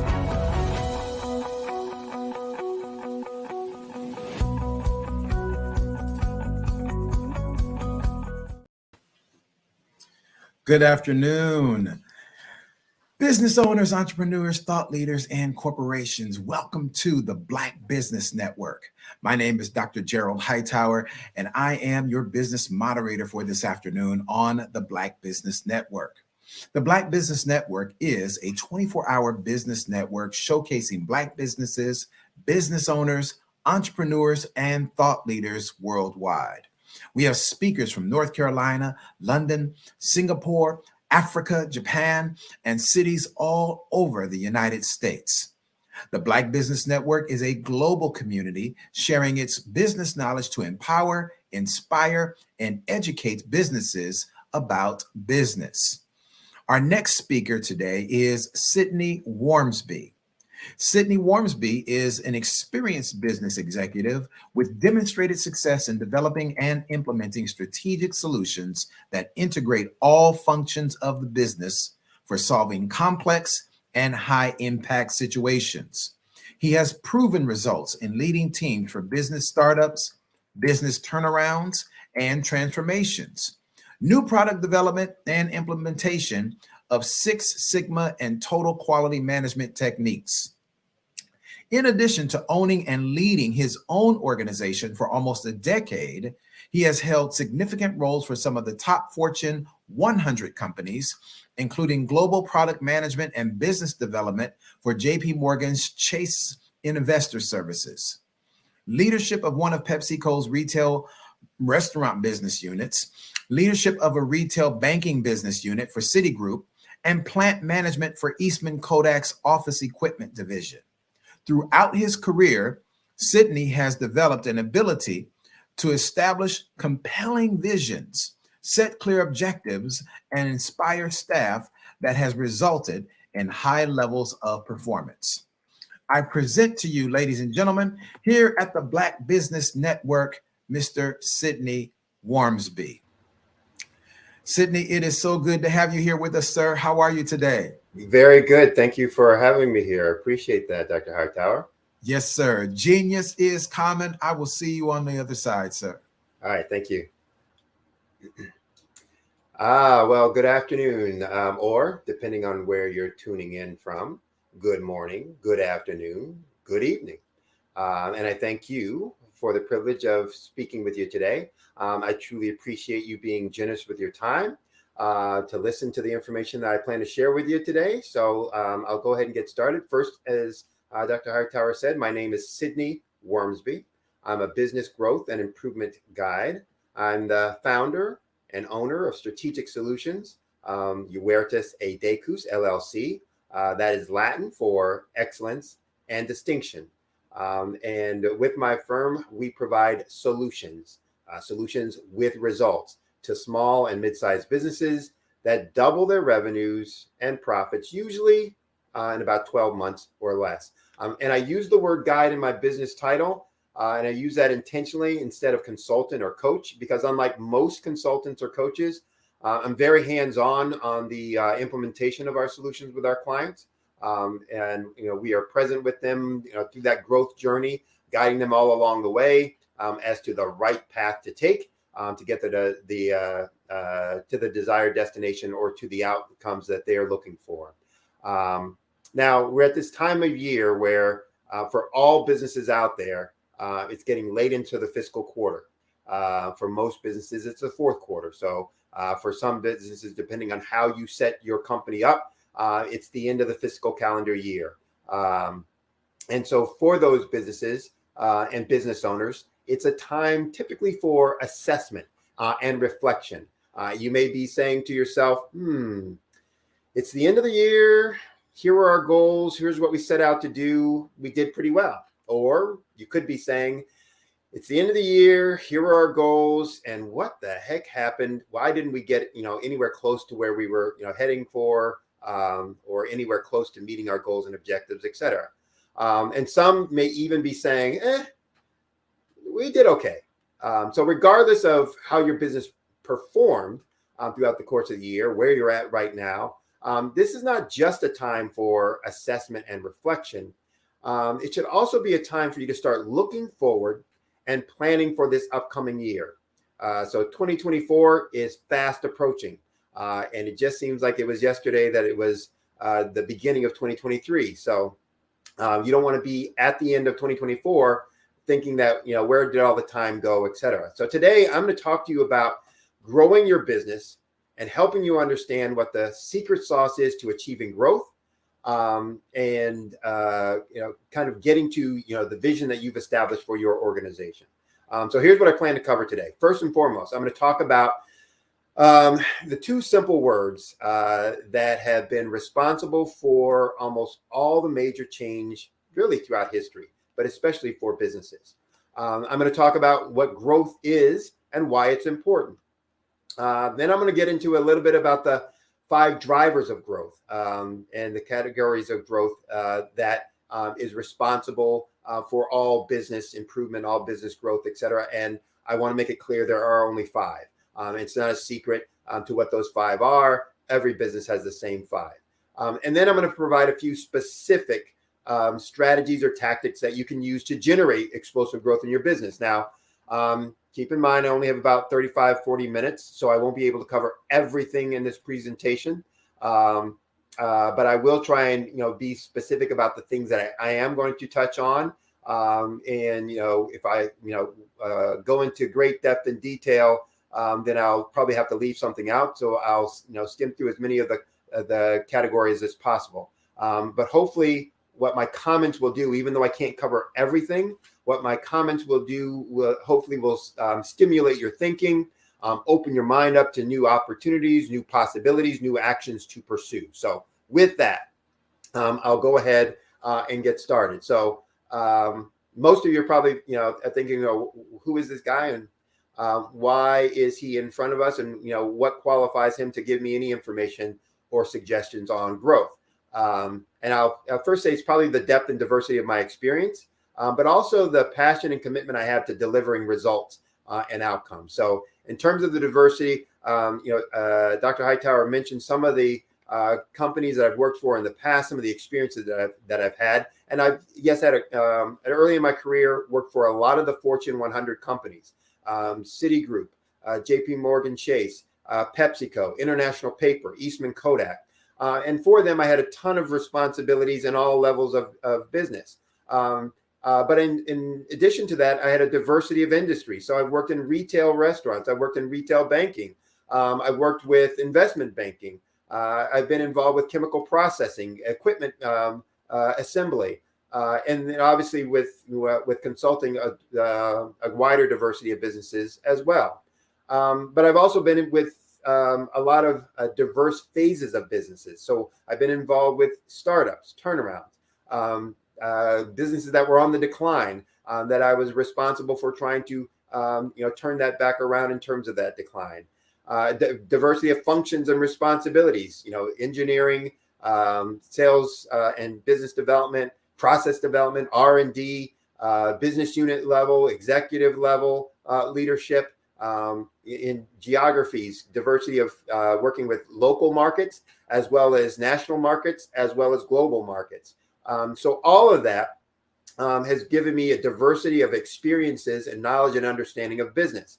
But I've also been diverse in terms of not just being a doer, but being an educator. So I was a professor, an adjunct professor for more than 12 years, teaching every subject within the College of Business within the CUNY system here in New York, City University of New York system. So in addition to all that, my passion and commitment to getting results, I said it in the beginning of my intro, that I provide solutions with results. That's a big aspect of what I do with my clients. They don't hire me just to spend some time with them. It's about what can you deliver for me. So, I've taken a business group from 10 units to over 46 units, in a matter of 3 years. I've reversed a 2-year sales decline of a product in less than 6 months for another Fortune 100 company. I've grown, revenue and profits for a division of a finance company that was 2 times what the corporate average was. And then, for my clients that I'm working with in consulting, I'm typically, as I said before, doubling their profits in less than 12 months. So the net of all of that, I really want to, kind of highlight is that I know business, and I know business from all the different perspectives. I know each of the functions, aspects of the business, how they impact one another. But I also fundamentally just know the business of business. And so because I understand, those things, I will, when I discuss what I'm, the examples and systems that I'm talking about today, they will come from the experiences that I've had, the things that I've put in place, the things that I've implemented, not just from, theory, but actual, accomplishments, that I've been able to achieve with those roles that I've had. So with that, let's start. One of the things I said I wanted to talk about was the 2 simple words that drive all change that have been responsible for all change. So whether we're talking about change for your business, change for your personal life, or even change that has occurred, within the history of the world, most major changes begin with these two simple words. What if? What if? What if we, or what if this change? What follows those 2 words usually is something that challenges you. Challenges you, challenges others to think about things in a different way. What comes after those 2 words typically sparks imagination. It requires creativity. It demands new behaviors, and it takes or will take new capabilities typically to execute on that. So growth is about change. So you cannot have growth unless things will be different from what they are today, which means you must be different, behave differently than you do today. And that's true for changing your business as well as for changing yourself as an individual. So in my work with clients, I start by getting them to see what needs to change in their business processes and systems, in their employees' behaviors, in their own behaviors, in order to realize the change that they're seeking and achieve the growth that they envision. And within, and I'll talk about this a little bit later, I also use a simulator to try to quantify that impact of those changes on the revenues and profits that they're going to have for that business. So that simulator is similar to what you might use for in concepts, similar to what you would use if you were learning to fly.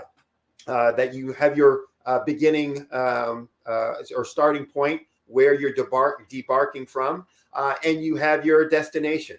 And you're going to create a path from going from start to destination. I do that with my simulator the same way. I start with where they are in their business results now. And then I talk about the changes that they need to make based on the things that are present in their business and the things that are lacking in their business.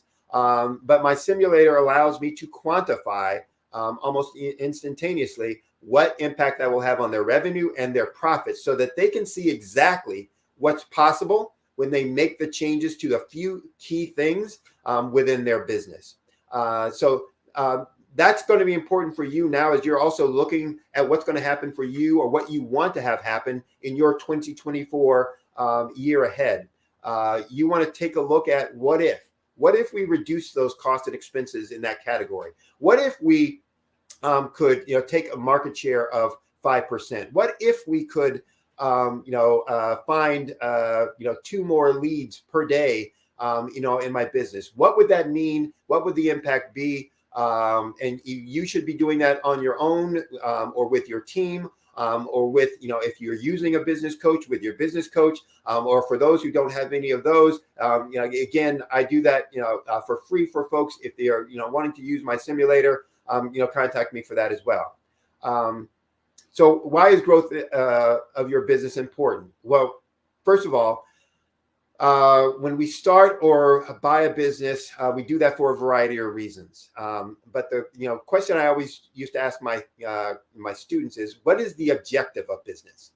And when I asked that question in all of my classes, I typically got the same answer, the same response, 9 times out of 10, probably 95 times out of 100. And that was something to the effect of, well, the objective of business is to make money, or something like that, to drive profits, to sell more stuff, etc.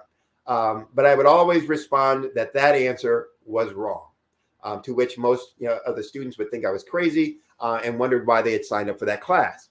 But the objective of business is not to make a profit. The objective of a business is to meet the needs of customers.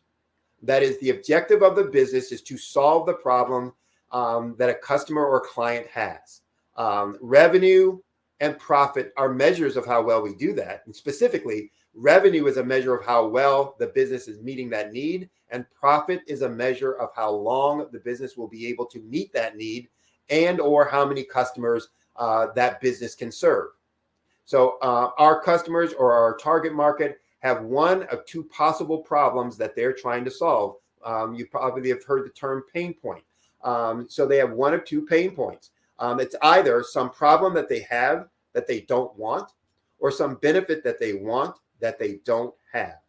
And so growth is important because it is the proof that we're getting better and better at understanding and resolving the problems, or these pain points, that are facing our customers. I'll repeat that again. Growth is important because it's proof that we are getting better at understanding and resolving the problems that are facing our customers.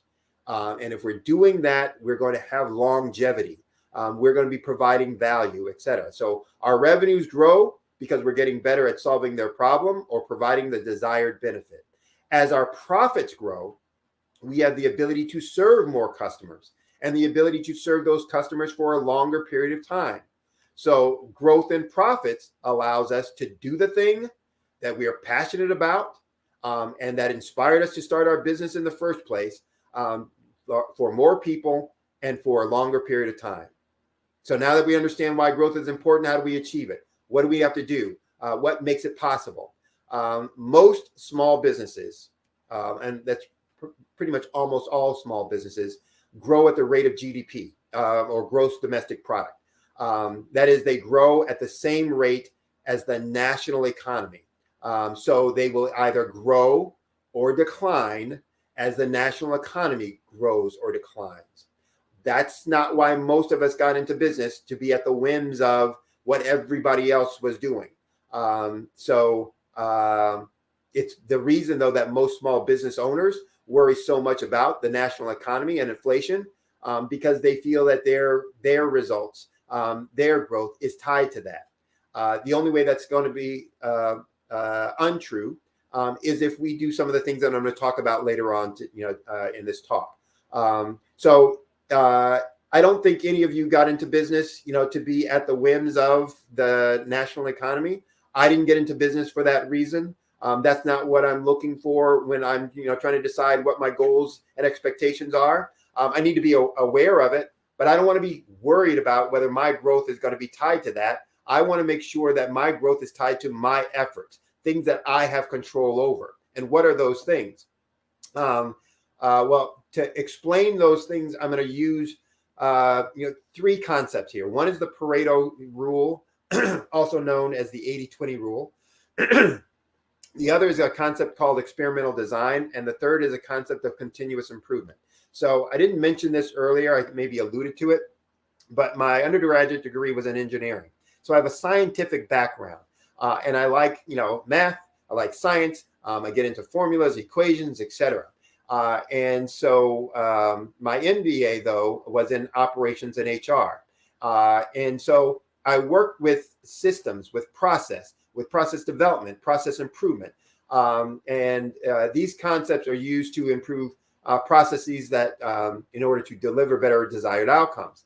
The Pareto rule specifically was a process or concept that was established back in the late 1800s by an Italian economist who was responsible for collecting the tax revenues of the citizens. And what he started observing was that 80% of the tax revenues that he was collecting was coming from only 20% of the population. And he started wondering whether that relationship was true for other things as well. So he looked around at different situations and scenarios and found it to be true, that 80% of outcomes were typically the result of 20% of our actions. And so that's been commonly then referred to as the 80-20 rule, that 80% of the effect that we're looking for comes from 20% of our effort. I call it the trivial many versus the vital few. That, if we're doing 80% or 20% of our actions delivering 80% of our results, that also means that we're spending 80% of our time on things that determine only 20% of the results. And so the trivial many is that 80% of things that aren't delivering the majority of our outcomes or desired outcomes. The vital few are those 20% of the things that are really driving all the results or the majority of the results that we want. So that applies in our personal life, that applies to our business, and we need to understand that. So we're spending 20% of our time right now on things that result in 80% of our revenue or profits. And reversely, as I said, we're spending 80% of our time that results in 20% of our revenue or profits. That's the trivial many. Why do we do this? And many of you might feel like you're doing this, but aren't aware that you're doing it. I call this kind of behavior rat killing, firefighting. It's us spending the time on things that seem important, that get our attention, but aren't moving our business forward. So we're running around constantly fighting fires, killing rats, but we need to start focusing on those things that really are going to drive the business. So these things, the 80% of things that drive only 20% of our results, may seem important. They may not be important. They could be, but may not be. They could be critical, or they may not be. But here's what's vital for us to understand: whether they're important or not, critical or not, they aren't driving revenue or profits. And that's a key or critical distinction. So an example I often use is in investment, banking, or if you were going to be a stockbroker, et cetera. There are certain requirements that you must do by law in each of the markets, each of the countries. They're regulatory requirements. You as an organization must do those things. But following or being in compliant with those regulatory requirements does not drive your revenue or increase your revenue or profits. They are necessary, they are important, but they're not revenue or profit generating. They don't grow either one of those things. So if you are a business owner and you are focused on all of those things that are important and may be critical, but not driving revenue, then who's going to be driving the revenue? You need to make sure that you're identifying those folks who can do those things and put them in charge for those things so that you can focus on how do you work on improving and growing your business. So our efforts, need to be focused on those 80% of the revenues and profits, and making sure that 80% of our efforts are focusing on those things that typically drive 80% of our growth, which then will lead to even faster growth, more explosive growth. Now, if we're going to focus on what are those key things, what are those 20% of the things that drive that 80% of growth, this is where that concept of experimental design, comes in. That's a technique used by scientists, researchers, to try and to identify cause and effect relationships. What causes these things? And so using that, in some of my business activities, and that Pareto rule concept, what I understand and know clearly is that the things that drive our growth, and there are only 5 things, drives all growth for all businesses. I don't care whether you're a retail business, a construction business, a national conglomerate, a startup that does arts and crafts. All business growth comes from these 5 things. It's having more leads, being able to convert more of those leads to actually paying customers, having those paying customers conduct more transactions with us, being able to generate higher prices based on the value proposition we're presenting to our clients, and being able to deliver more profits through lower cost and higher efficiencies in our operations and in our systems. That's where all growth for a business comes from, all businesses. And so what we need to be doing is making sure that we're spending the majority of our time on those things. So here's an example. And I start with more leads, because leads are the lifeblood of a business. You can't have revenue, you can't have sales if you don't first have a lead, which starts from having a prospect come in and ask for and inquire about your product or services. Well, the key to getting more leads in any business is better marketing. So what makes for better marketing? Good marketing is fundamentally about 3 things: targeting the right market, with the right message, using the right medium. So again, market, message, medium. Right market with the right message, with the most effective or the correct medium. It could be, different platforms, etc. So what do we mean by right message? Excuse me. The right message means, first and foremost, have something good to say. Now that sounds simple and simplistic. Here's what I mean by that. What can you say about your business, your product, your services that you do well that no one else can say? And what can you say about your business, your service, your product that no one else can say, and that is relevant to your target market's pain point or problem? So remember what I said. Everyone has either a problem that they don't want, that they're trying to get rid of, or a benefit that they want that they don't have. So you need to understand what you do uniquely better than everyone else, that will solve a problem, eliminate a pain point that your target market has. And if you can identify those 2 things and the relationship between those 2 things, then you have the beginning of a unique selling point, a market differentiator, or what I call a market dominating position statement. And to be clear, a market dominating position statement is not the platitudes that we often use. Things like, we have the best customer service. Things like, we've been in business for, X number of years, 20 years, 30 years, etc. Those are platitudes. We have the best employees. We train our employees, highly, well. Those are platitudes that don't mean anything to a prospect or a customer, because it doesn't address the pain, the problem, the benefit that they want that they don't have, and the problem that they have that they don't want. And so you need to put things on those terms. And so when we use platitudes like that, a prospect is then limited to being able to evaluate whether they want to do business with us by one thing and one thing only: cost or price. And so you get now into a competition based solely on price and who's going to offer the lowest price. Now, I don't think that's a position you want to be in, or a competition that you want to have. It's not a competition I want to have for my business. I don't want to be in a competition based on who can offer the lowest price. I want to be in a competition of who offers the best value. And value comes from, am I delivering something that they want, that they need, to resolve a problem and eliminate a problem that they have, or deliver a benefit that they want. So first thing about, right message, have something good to say. Second, say it well. I mentioned before about my propensity for science, math, and therefore formulas and equations. And so there's something that's called the conversion equation. And how do you convert a lead into a paying customer? And that conversion equation says that all of our marketing needs to follow a certain formula, a certain prescription, a certain design. And first and foremost, it must interrupt the conversation that your prospect is having with themselves.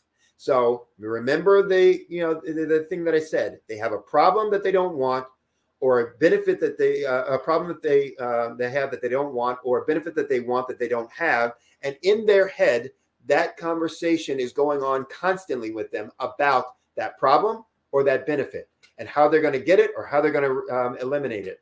And what you need to do in your marketing is first interrupt that conversation. That typically means some headline that's going to grab their attention about that specific problem or about that specific benefit. So it addresses the pain point that they have. The second thing that you're going to want to do is engage them, which means you're going to be looking for that marketing, that communication, to make some promises about a desired outcome that they want and that you're going to deliver.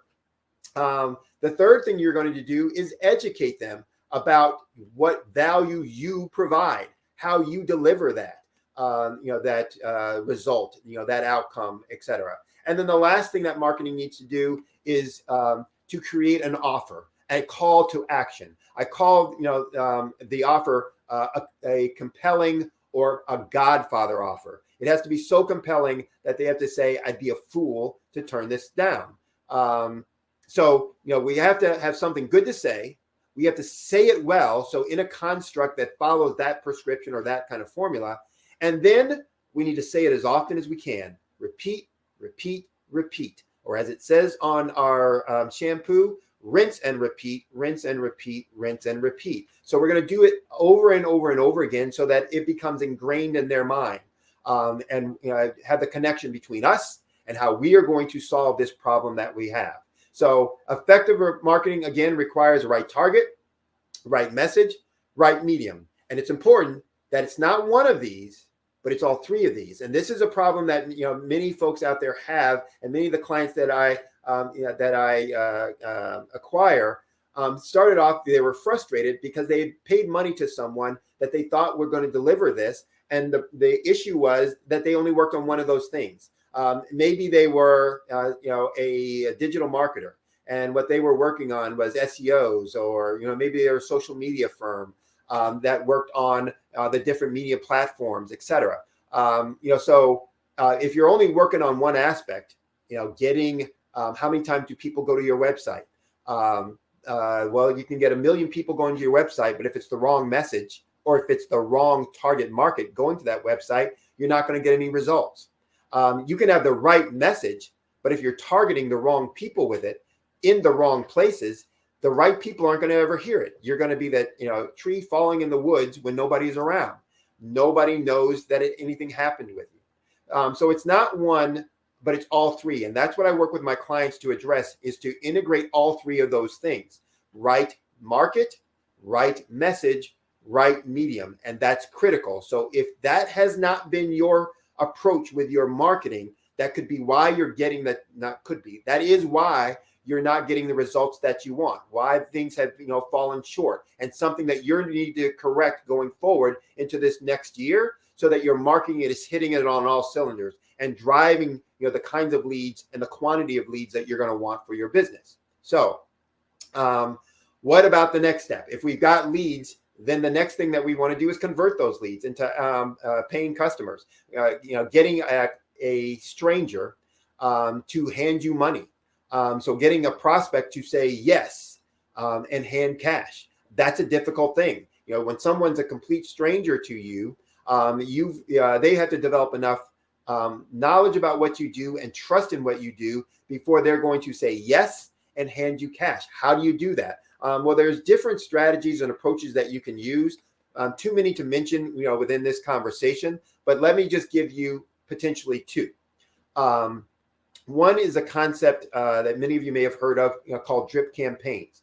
Let me take a step back before I get into that. One of the things to understand when we're talking about converting prospects or target market into clients is that everyone is not what I call a now buyer. There are two groups of buyers, now buyers and future buyers. Now buyers make up about 1% of the market. And I don't care what market you're in. Now buyers are only 1% of that. Those are the people who right now today are looking to purchase, and all they're trying to identify is who's best. Who is the best deliverer of that? That's the only decision they're making. But that's 1% of the market. Everybody else are future buyers. And future buyers could be in probably one of two stages. Way in the future buyers or near future buyers. Way in the future buyers are really trying to decide, is this something I should be doing? And they're looking at possibilities, alternatives, do this or don't do this, etc. What are the, alternatives, options, to doing it this way versus doing it that way? Near buyers or soon to be buyers are typically trying to convince themselves or talk themselves out of it or convince themselves that, I probably really don't need to do this. So they've made a decision that they should do it, but they're trying to convince themselves that this is truly the right thing, that they've dotted all their I's, crossed all their T's, etc. Different from now buyers, which again are wanting to do this right now today. They're ready to put money on the table for this. So if you're only marketing, messaging to now buyers, then understand you're only messaging to 1% of your market. What are you doing for those other 99? And that's a small segment. And what we need to do is be marketing to everyone for a couple of reasons. One, because that's a big market out there that's being not communicated to if we're only communicating to now buyers, but also because in the sales process, research has shown it takes anywhere from 5 to 12 to 13 touches with a prospect before you can convert them to a buying customer. Now, whether it's 5 or whether it's 12, that's up for discussion or debate. It depends on the industry, depends on the value of the product or service that you're selling, depends on, how convinced they are that they need it when they start walking. But typically research shows 5 to 12 or 5 to 13 touches before. Well, if you're only talking to now buyers, you're only touching them when they've gone through a lot of their analysis already, and you might be behind the curve. So one of the solutions that we use to drive up conversion of folks to being a paying customer of ours is something called a drip campaign. That's so email marketing campaigns, drip campaigns. It's where we are communicating automatically through emails, direct email campaigns, direct messaging campaigns to prospective buyers, target market. So we're going to be talking to them about things that are relevant and important to them. And the more that we can talk to them about things that are relevant and important to the problems that they have that they don't want, the benefits that they want that they don't have, this is not selling. This is about informing, educating them about that problem, about solutions to that problem, about the impact of that problem, about different alternative ways to solve that problem. About other people who have that same problem. We're going to be giving them a wealth and a breadth of information about things that are relevant to them as a target market that is going to make us become a trusted advisor of theirs, a trusted resource where they will come to look for information from us about this problem or about this benefit because they've gotten good information and good insight from us previously. And when we've done that and done that well, when they become now buyers, we are going to be top of mind, first thought for them in terms of making that decision. So drip campaigns become a great way of being able to do that. I'm starting to run out of time, so I'm going to try and do a couple of these quickly to try and capture it in the next 5 minutes. Another conversion suggestion or strategy is downsell. So you've heard of upsell. That's when the kind of the technique that's used in fast food restaurants. Would you like to supersize that? Well, downsell is when we're doing just the opposite. Downsell is when so upsell is when somebody's said yes to a purchase, and we're going to upsell them to something higher quantity or higher quality. Downsell is when somebody has rejected our initial offer, and we're going to offer them something of lower quantity or lower quality that might fit or satisfy that need, or get them to try us, and give us an opportunity to start building a relationship. So it might be a free class that they can join if you are an instructor, a dance instructor, a tutor. Hey, come to my free class, and we'll do some things. You'll start to learn about my experiences and my approach, et cetera, and you'll get some learning. It could be a one-time class for a small fee, where they get to experience some learning, some knowledge about you, a workshop, a seminar, et cetera. That then you convert to a private class or a group class or something else. It can be a downsell to a trial subscription. Hey, you didn't want to do this as a full blown. Hey, I'm going to give you 7 days, 30 days for free so that you can experience this, et cetera.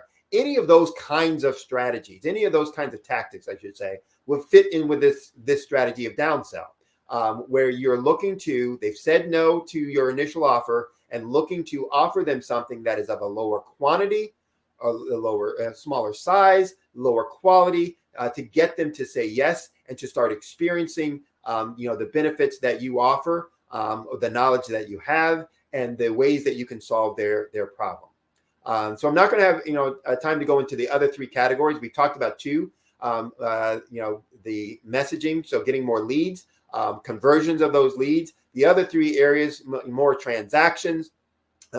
We can do that through upsell, cross-sell that I just alluded to.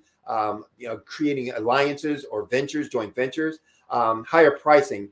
That really is related not to just jacking up prices, increasing prices indiscriminately. It's about showing that you are delivering more value and creating ways that you keep adding value to the basic product or services that you have.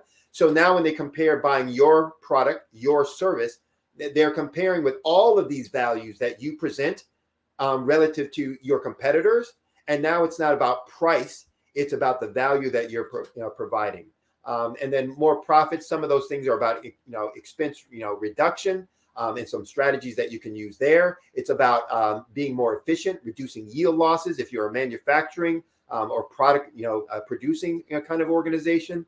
So how do you reduce those yield losses so that you're actually reducing the cost of production, the cost of materials, and all those other kinds of things. So again, using the concept of continuous improvement, one of the things I do with my clients is, this concept of continuous improvement and the what if. So we start to open up our mind to possibilities, using my profit growth simulator to work with the clients to show them how small, even small incremental improvements in all of these areas produce huge results for their overall business, explosive results in revenue growth, explosive results in profit growth. And because these changes are changes in procedures or behaviors or processes, they're quick to be implemented, and they are usually no cost to be implemented, and therefore result in quick impact and explosive growth. So with that, I'm going to wrap up by saying that you can drive growth for your business that can happen quickly by you first and foremost focusing more of your time. Again, that vital few, the 20% of those efforts that are going to drive results in these 5 categories. So focusing more of your time on implementing some of these simple strategies in these 5 categories that I mentioned just before. If you're interested in hearing more, finding out exactly how you can do that, how you can implement some of those strategies, you can go to my website, solutionswithresults.com. Again, that's solutionswithresults.com. And you can get information about what I do, how I do it. You can get information about how to contact me. You can also go to that same website, solutionswithresults.com /SIM, SIM, and it will put you to my simulator where you can put in your own figures for your own company and get an idea right now how that changes in each of those areas will impact the growth of your company and the profits that you can drive for your company and business going forward next year. So I appreciate the time, energy, and effort that you've spent in listening to me talk. And here's to your success going forward. Oh, you're on mute. Professor Sidney Wormsby, thank you, sir. This has been absolutely wonderful. So with your profit growth simulator, we can go to your website and give us your website one more time, sir. All right. So the website, www.solutions, plural, with results, plural.com. Solutionswithresults.com. That's the general website to get all the information about who I am, what I do, etc. But if you just add to that /SIM, SIM, you'll get to the simulator. Wow. And you will go there. You can put in what your actual sales are, what your current profit margins are, net and gross. And then you can start playing around with it. What if I increased, my leads by 2%, my this by 4%, my this by 10%, my whatever, based on where you think you are in your business, and it will then spit out, boom, here's what your business opportunity is. Thank you so much. From that point on, it's about just generating the strategies to deliver those growth numbers, those growth projections.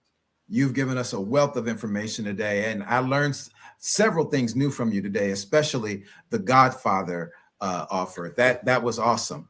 I had a Marlon Brando moment. There you go. Thank you, Professor. God bless you, sir. All right. Genius is common. We'll see you on the other side. Thank you.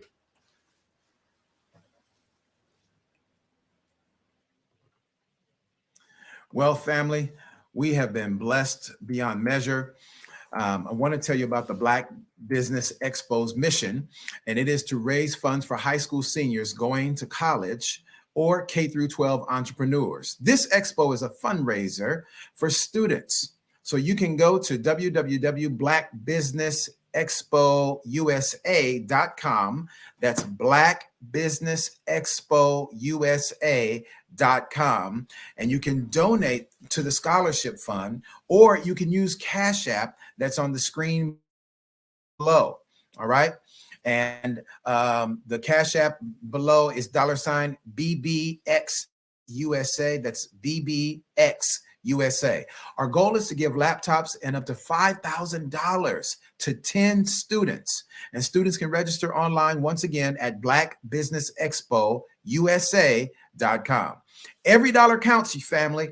So we want to remind you to donate. Please donate to the scholarship fund. We want to thank our Black Business Expo USA sponsors for August 2023. That is NC 100, Moody Capital Partners, Suede Soul, Lotus Riche Coaching and Training, the Hello LLC, Carolina, Virginia Minority Supplier Development Council, Step Management, 5-Star BDM Media, BHS and Associates, Margie McLean Foundation Incorporated, Genius is Common, Earth Essentials, Mullane Shani Global, Executive Women's Success Institute, the Quality Coaching Company, Superwoman Business Services, Creative Force Studios, Lee Entertainment, Artistic App Design, and the Black Business Expo USA. Family, as our great leader, Dr. Kelly, always says, genius is common, and I will see you on the other side. Thank you so much for joining us here on the Black Business Expo. This is the Black Business Network. This is your brother, Dr. Gerald Hightower. Thank you. God bless you. Join us again. I was born in a little village on the island of Haiti. Many deadly diseases pounded me. It is as if they were on a mission to end my existence on this earth. I refused to give up. In 1983, I left Haiti and came to the United States of America. And I came with $5, 2 shirts. I didn't speak in English. I came to Atlanta. I got a job. I was a doorman. I was a doorman with a dream. What I used to come on stage. I'd rehearse this moment that I'm standing in front of you. That's the power of a dream. Maybe today is the day you begin acting as if you already have it. And then step out with full force. Take a risk. No condition is permanent. Don't let your situation distract you. You are chosen. You are called. You are born for a purpose in this life.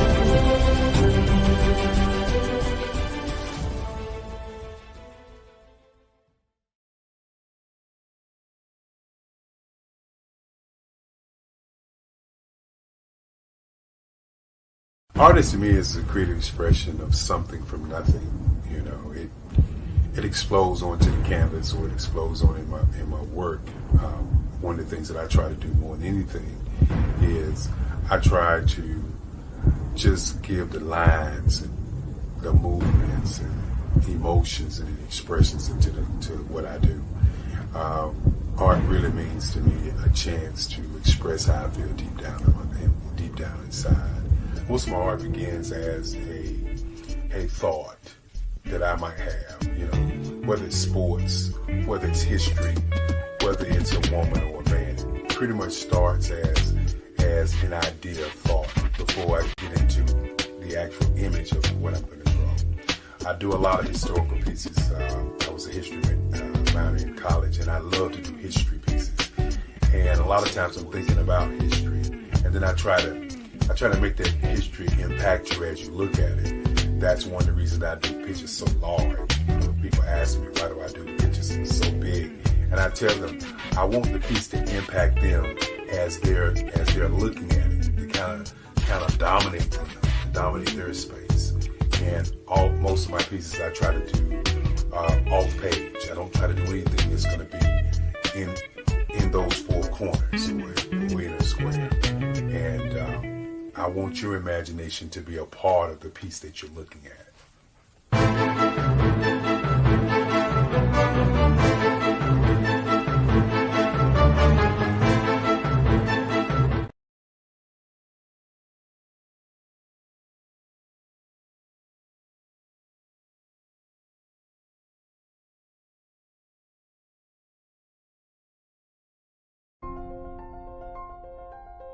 What if you could build your own city? A place where every child can find nurturing people to help them achieve their full potential. A place where every adult can access job training support. Where health education is abundant. Where social justice ruled the land. A place without limitations. Welcome. You have arrived at STEM City USA. It is what every city should be. A safe and trusted community where you find people and resources to help you become everything you are and beyond. STEM City is unlike anything you have ever experienced. It is a digital twin of the world around you, only better. STEM City is about energy and soul renewal. It is more than a digital world. You can almost feel the power of live cultural events, music, and theater. STEM City promises a better future for children with caring mentors and hands-on activities with dedicated tutors to support our youth. STEM City is your passport to a healthy lifestyle with weekly events addressing our community's many issues.